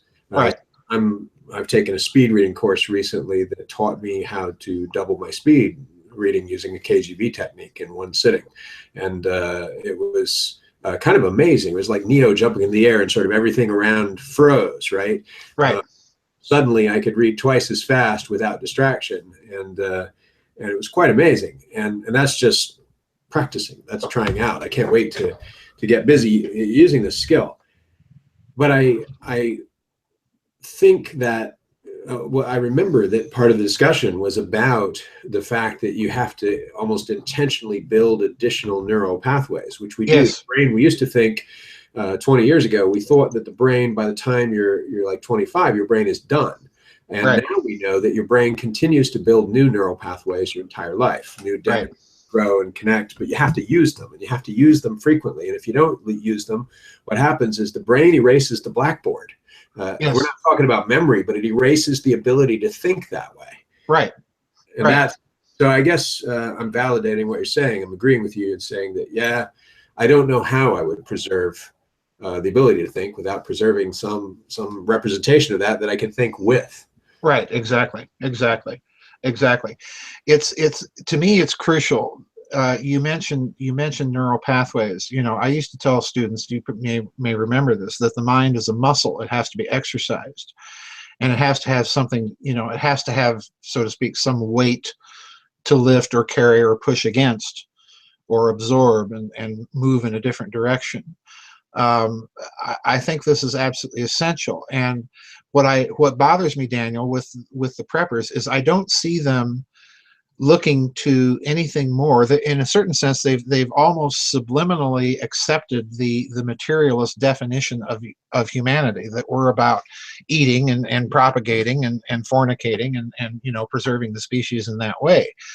But you know, every attempt that we have seen previously in history to construct societies around a purely materialistic labor productivity impulse ends in, you know, child labor or slave labor or the Soviet Union or Nazi Germany. The cultural life stagnates. And again, if you look at each of those cases, one of those three elements has been overemphasized to the exclusion of the other two. And usually in recent history, it's been, of course, the humanistic pillar of the triad. In the Middle Ages, it was obviously the religious part of the triad, and so on and so forth. We have a very, very difficult cultural row ahead of us. Well, so you're presaging the final segment of the show. I said this segment would be short. I have one more question in this segment, but I want to comment on what you said. You essentially said something I was trying to get to and point out. So I want to preface by saying I am not trying to be critical of a group of people in the sense that, hey, you guys shouldn't be that way and let's make fun of you or whatever. That's not my point. But many of us are always about trying to optimize our lives and make choices. And so, of course, if I see somebody going down a path that results in destruction, like, hey, I huff paint and it's really good. Why don't you huff some? You'll have a great life. And I look at what's happening to them. Oh, your teeth's falling out and you're kind of stupid. I'm going to look at that and go, I don't want to huff paint, you know? And so I'm not being critical of the guy. I'm just saying that's not for me. When I look at the liberal preppers and I look at the conservative preppers, exactly, they seem to share at least a functionally materialist worldview because exactly describing survival as sufficient, and they're prepping around the survival of things. They're prepping around the survival of survival. And the problem I have with that is once the species doesn't have, we're the only species, I think, that once we don't have a good reason to self-perpetuate, we end it all. Monkeys don't do that, we do. And that's one of the major differences. We have a set of parts of our brain that are specifically enlarged to demand that of us. Right. And it's part of us that allows us to develop, if you will, spirituality and things like that. So yeah, that's my concern and why I don't want to go down that path is I need more out of life than merely to survive. There are worse things than to die. I've faced guns down the barrel. I've risked my life and nearly been killed many times. And each time it was because there are worse things. And one of them would be losing a reason to live in the first place or something you want to die for. I think that was Einstein or it might have been Martin Luther King said, if you don't have anything that's worth dying for, there's no reason to live either. But so here's my last question. And that's this. We've both read Foucault's Pendulum. I think we both like it. And the thesis of Foucault's, this is my last question on this, and then we'll go to the monkeys. The thesis of Foucault's Pendulum, or as you like to say, that dirty word that we can't keep repeating. The Foucault's Pendulum, the thesis of it is that belief in conspiracy theories generates conspiracy theories. It multiplies them ad infinitum. And then when you get, so 2 becomes 4, 4 becomes 6, 6 becomes 12, 12 becomes 50, and so on. And so there may have been something to some of it at one point. We can't find it anymore because there's so much. Right. Well, if you look at this, I've become convinced that something is wrong in the way that Foucault's Pendulum creates a really dark, creepy, scary as hell, but also a little bit of a depressing world. Yes. Because truth is so elusive. The character is trying to find truth and truth isn't there because we've substituted for truth speculation. And so Foucault's Pendulum, if you superimpose that and say that there's a Foucault's Pendulum of the alt, whether that's alt history, alt right, or whatever, what worries me about this is it doesn't matter whether I'm reading alt or whether I open up The Economist, which is admittedly a very conservative, traditional magazine of world news, very much conservative bent. I opened up The Economist today, and I do love the publication. And very often the written magazine is much better than the website, but I opened up the website because I was in a hurry.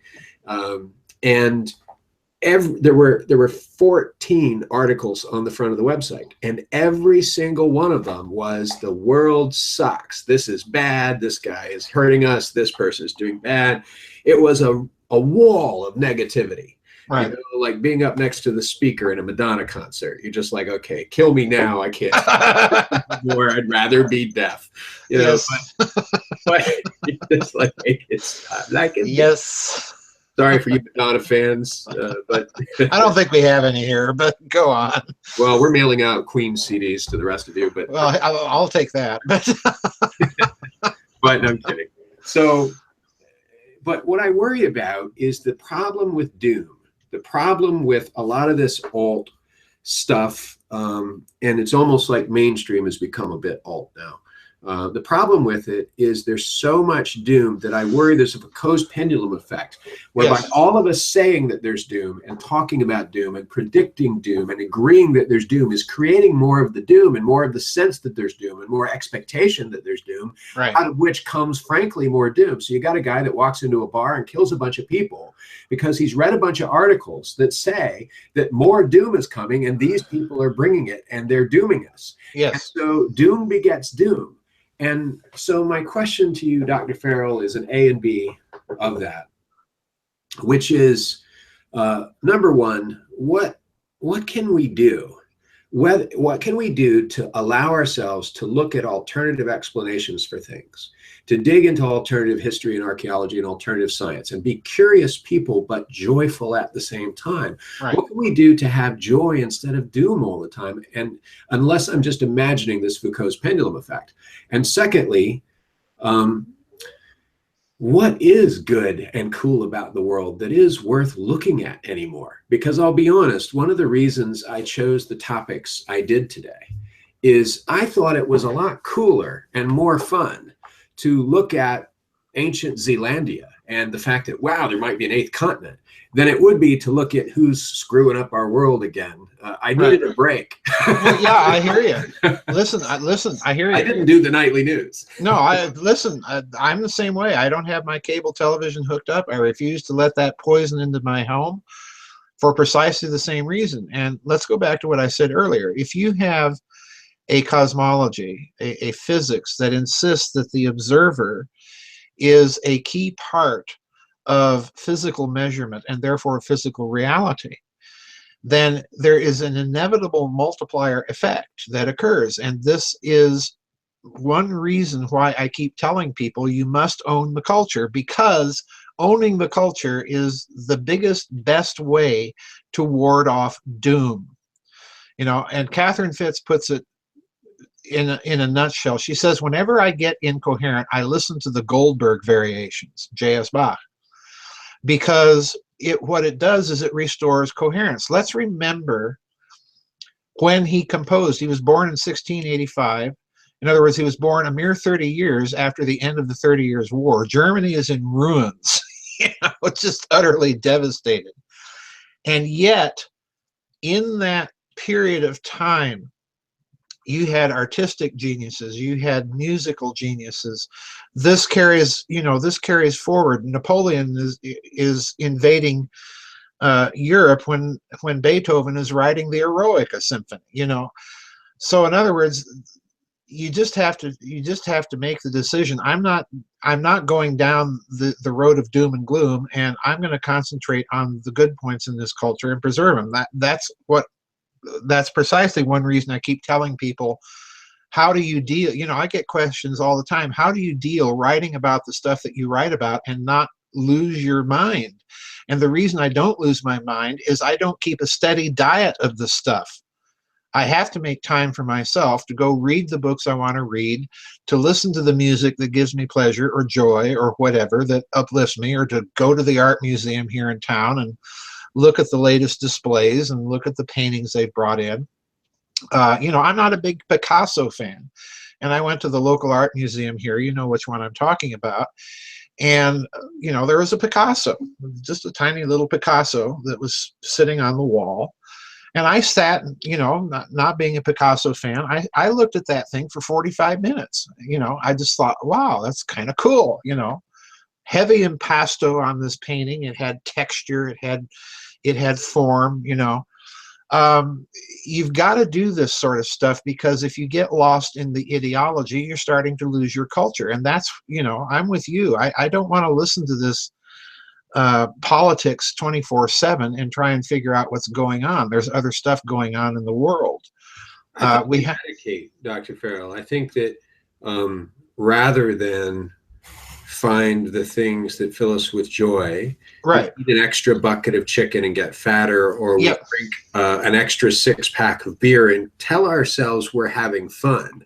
Right, exactly. And we define fun as relief from doom. Right. We don't define fun as the presence of something, the presence of joy. And I guess I'm curious, that was sort of where I was going to go, is you know, I think it would be good for you to give us an example, because as sort of a spokesperson for the spokesperson for the Giza community, and as one of the two people in the show and the main person, you know, what gives you joy? We can all think, if we can identify with you finding joy, I think we can all think about what gives us joy. Because I'll be honest, I get a little worn out looking at some of the doom on Sure. or whatever. And I do read the news daily, and I do listen to it, and I absorb it, and I want it in my life. But you see the art behind me on the walls that gives joy. And right. I have a puppet behind me, for goodness sake. And then, of course, there's Bill Clinton over there. Oh, well, let's leave him out of the picture. He doesn't give me joy. But, but he gives me joy. But especially with the big. Anyway, oh, geez. Yeah, much bigger than the Trump doll morning. Oh, jeez. Anyway. Don't do a Trump doll. Oh, please. Oh, gotta get one. He's inflatable, Dr. Farrell. He won't be a bother. Oh, geez. No. Oh, anyway, my question is, that's not joy, folks. Give you joy. What gives you joy? Well, you're asking for a specific example, and I've said many times, I can listen to pieces of J.S. Bach and literally break down and cry because of the sheer inventive creativity, genius, harmony, the extraordinarily detailed way that he will paint a text that he's setting to choral music or what have you. I can listen to his organ music and just experience this exaltation. So music gives me a lot of joy. Painting, I love painting. I don't understand it well, but I like great art, and I like to just sit and look at it. I have a couple picture books, Great Western Art, and I'll sit and just thumb through it and look at these things. Nicolas Poussin, the famous French classicist, is one of my favorite painters, simply for the reason of, my word, how did he create such vivid colors? He didn't go to the Walmart and buy a tube of acrylic paint to create this. You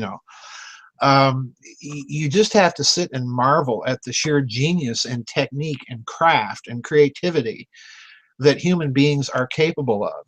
I had a lady email me that she liked to garden. Well, if gardening's your thing and it gives you joy, go garden. This is what I mean by owning the culture. We have to identify those things that uplift us, that convey transcendence, that convey beauty, that convey sublimity, that convey mystery to us. If it's the Beatles, go for it. And I'm also in the Bernstein camp here. I think that to a certain extent, popular music preserves the musical tradition in a way much better than so-called modern classical music does, which seems to be a kind of anti-music for very specific reasons. But yeah, those things give me joy. They restore coherence.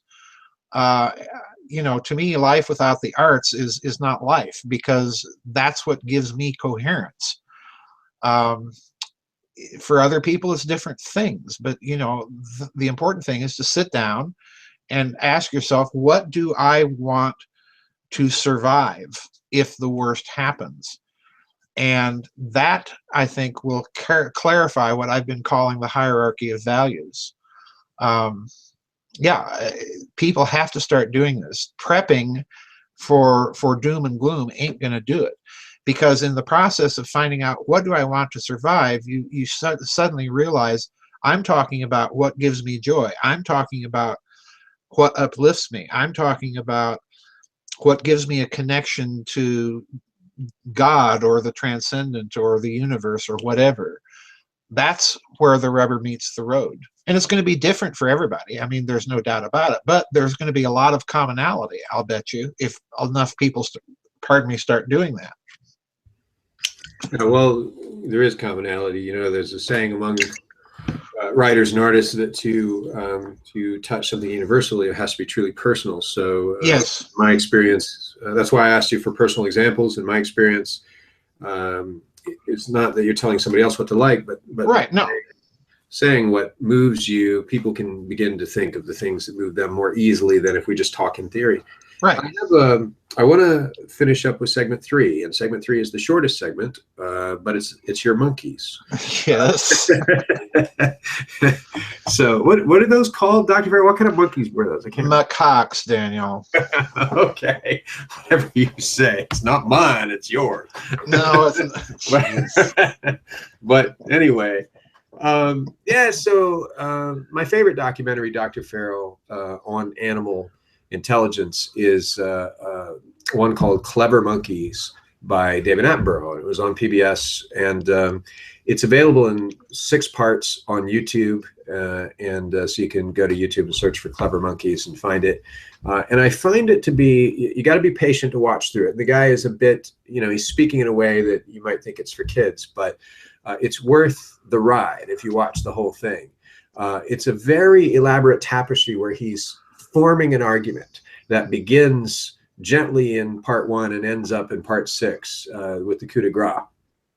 So it's very Farrellian in that way, to use a term from our college days.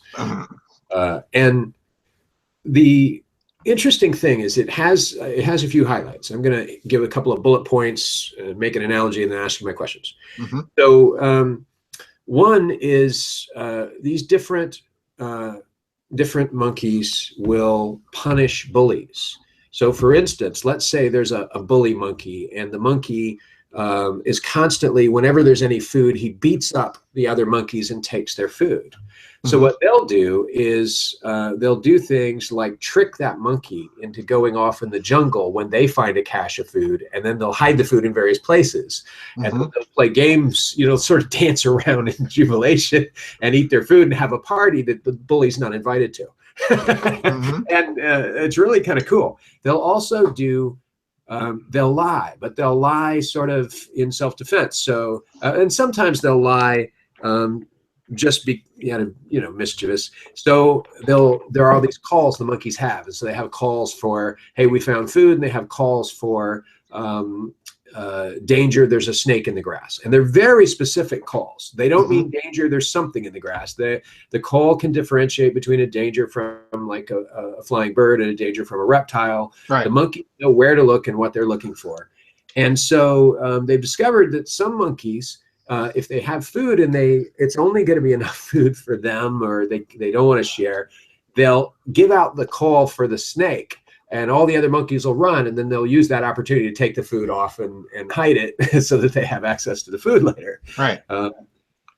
Also create a production line where each of them have division of labor. They have individual tasks to break and extract the meat from various nuts. They're not all just breaking the one nut. They're not all self-employed yeoman farmers. They actually have modern production in the Henry Ford way.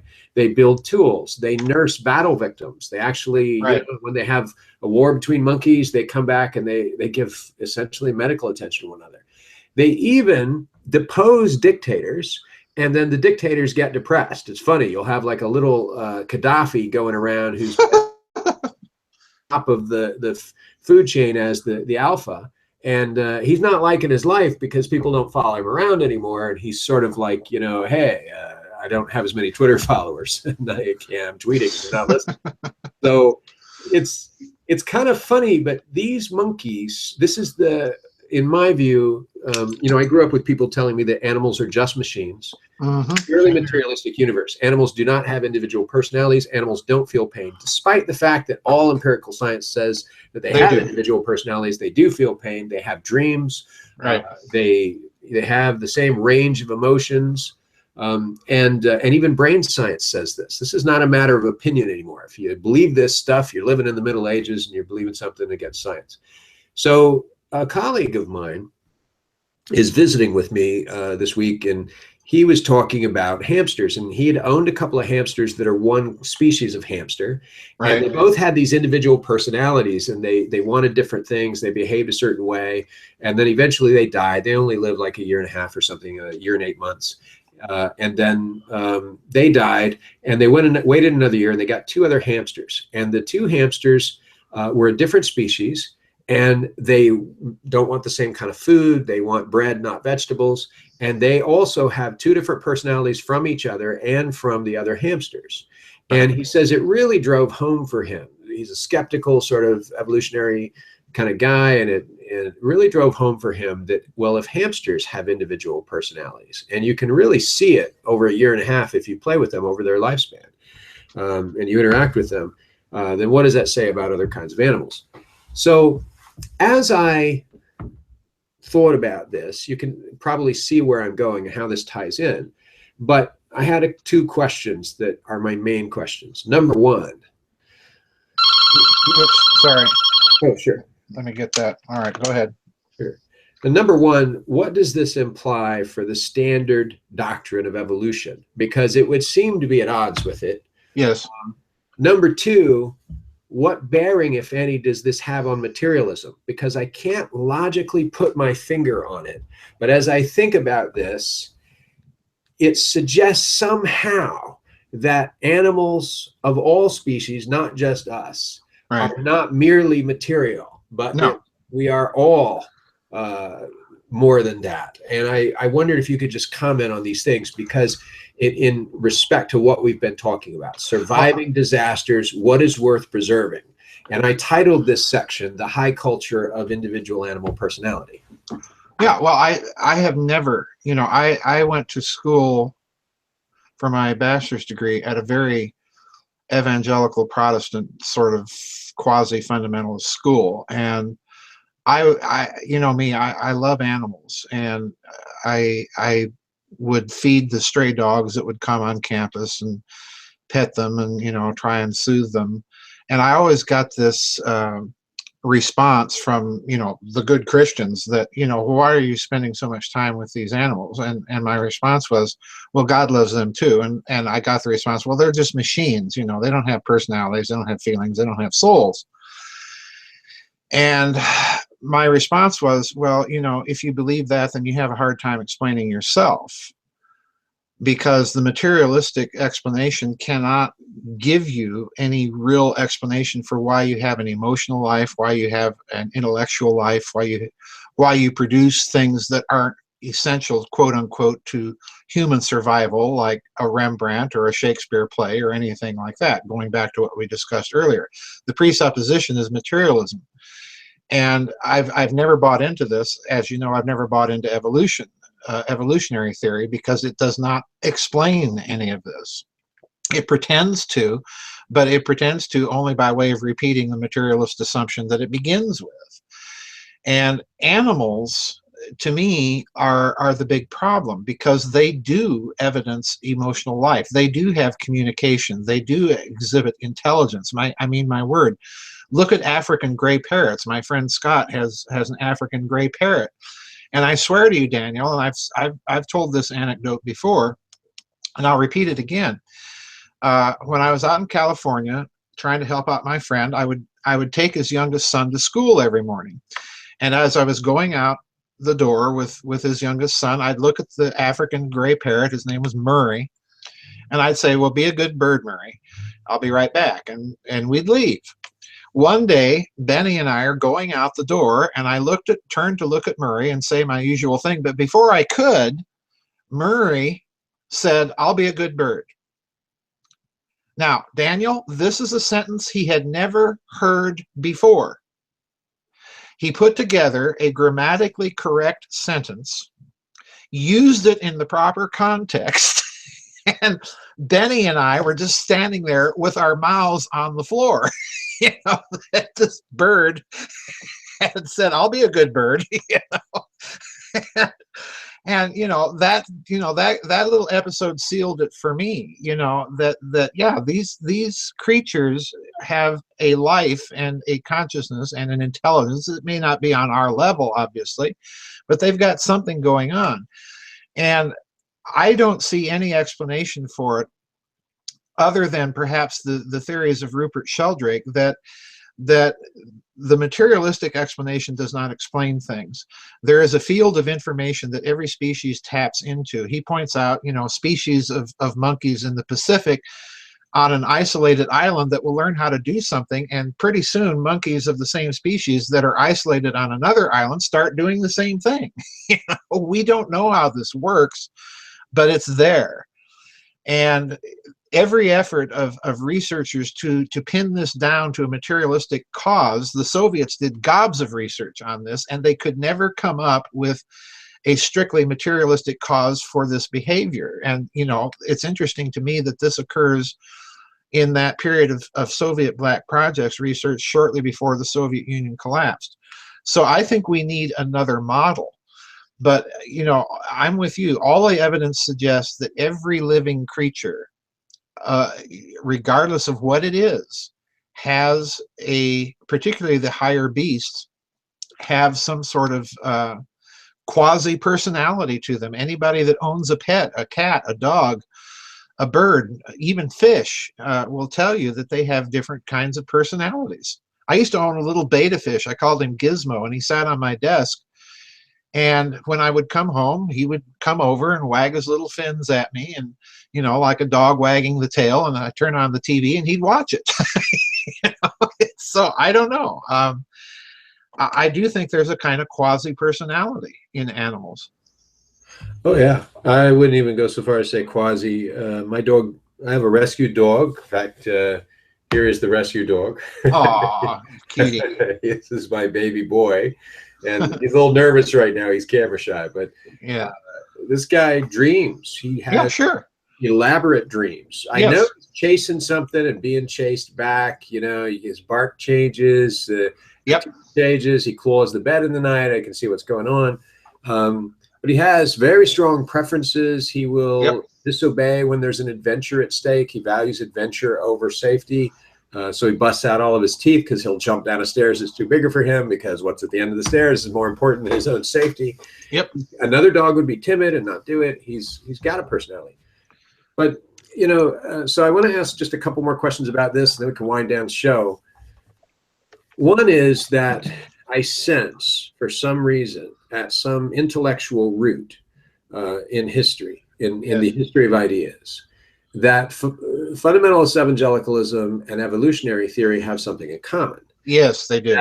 Because both of them articulate, I can't swear to this, I haven't heard evolutionists specifically say, as part of the theory, that their theory requires that animals are mere machines. But when I listen to evolutionists talk, the way in which they describe animals is essentially a machine theory of animals. Yes. And a purely materialistic point of view. Even when they describe us, I weary of this. I get so sick of it. Some 16-year-old kid on some, you know, reality TV show will try to be smart, and so the way he'll show he's smarter than the rest of us adults that have had, you know, 50 years of life experience and read more books than he's got toes, by far.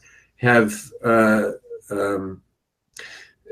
say, we're all just a collection of electrons. That's all our brains are. That's all we are. There's nothing here but a bunch of electrical signals.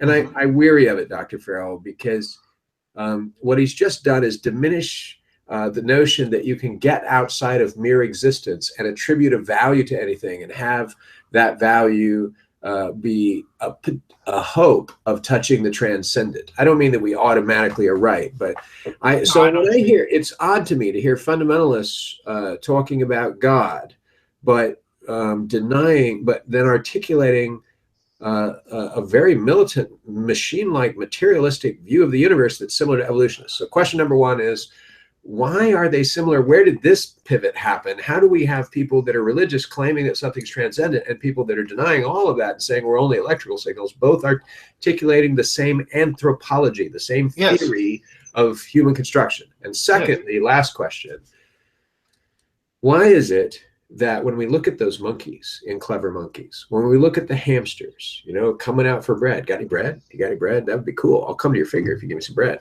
When we look at my little guy jumping down a flight of stairs because something really cool's at the bottom, right? Risk to life and limb. Or Murray saying, I'll be a good bird. Just cheerfully. Unlike doomers and preppers and people that are seeking materialistic survival and reducing our survival to that, who have everything in common with the fundamentalists and the evolution, who are reducing our existence to that. All these other species of animals that we're able to understand what they're doing. We may not be able to understand a squid, but we can understand a dog and a monkey. We look at them, we're like, okay, I can kind of identify with that.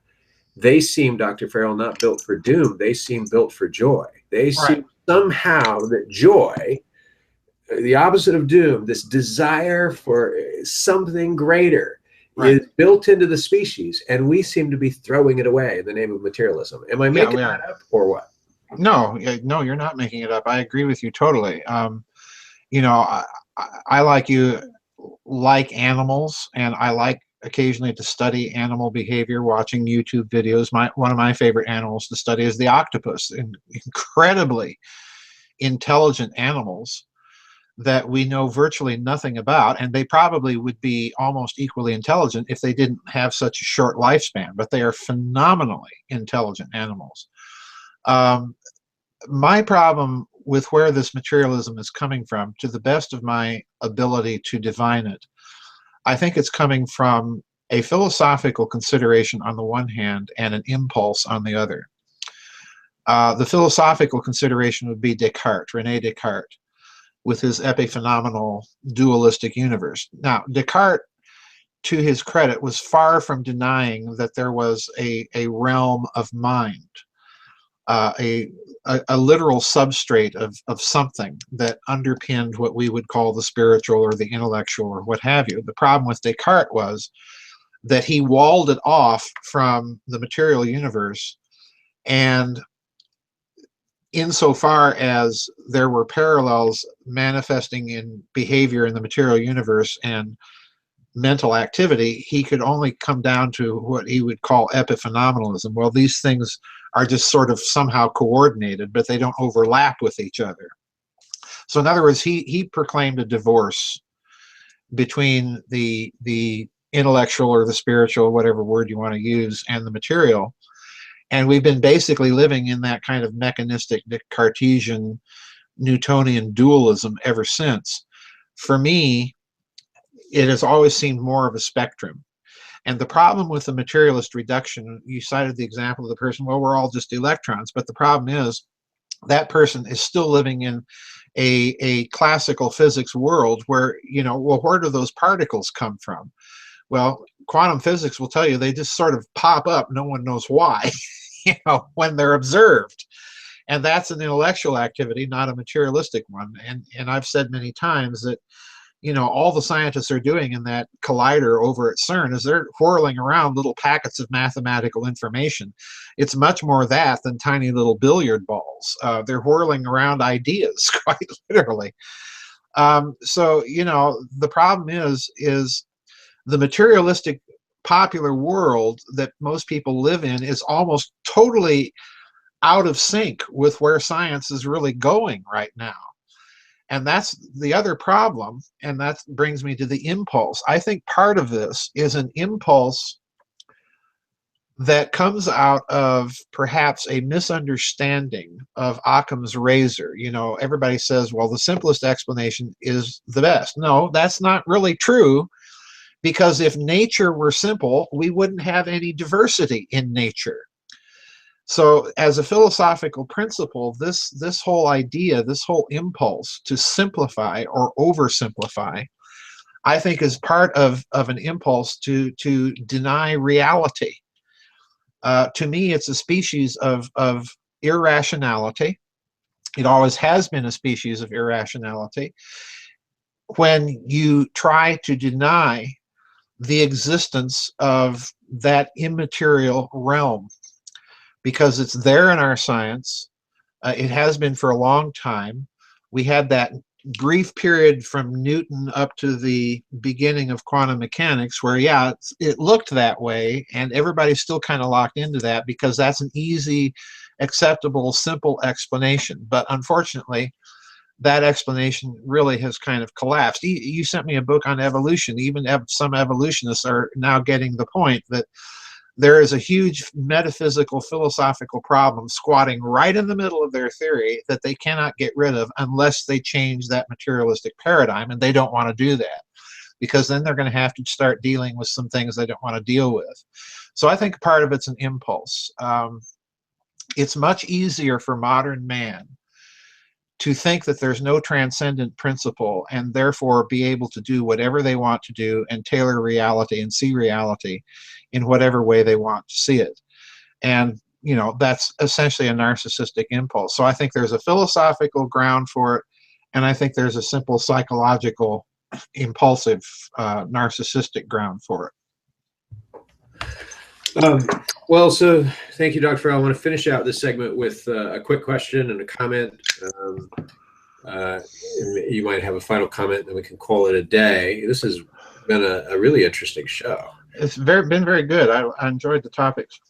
Thank you. I do my best. You brought the monkeys. I brought everything else.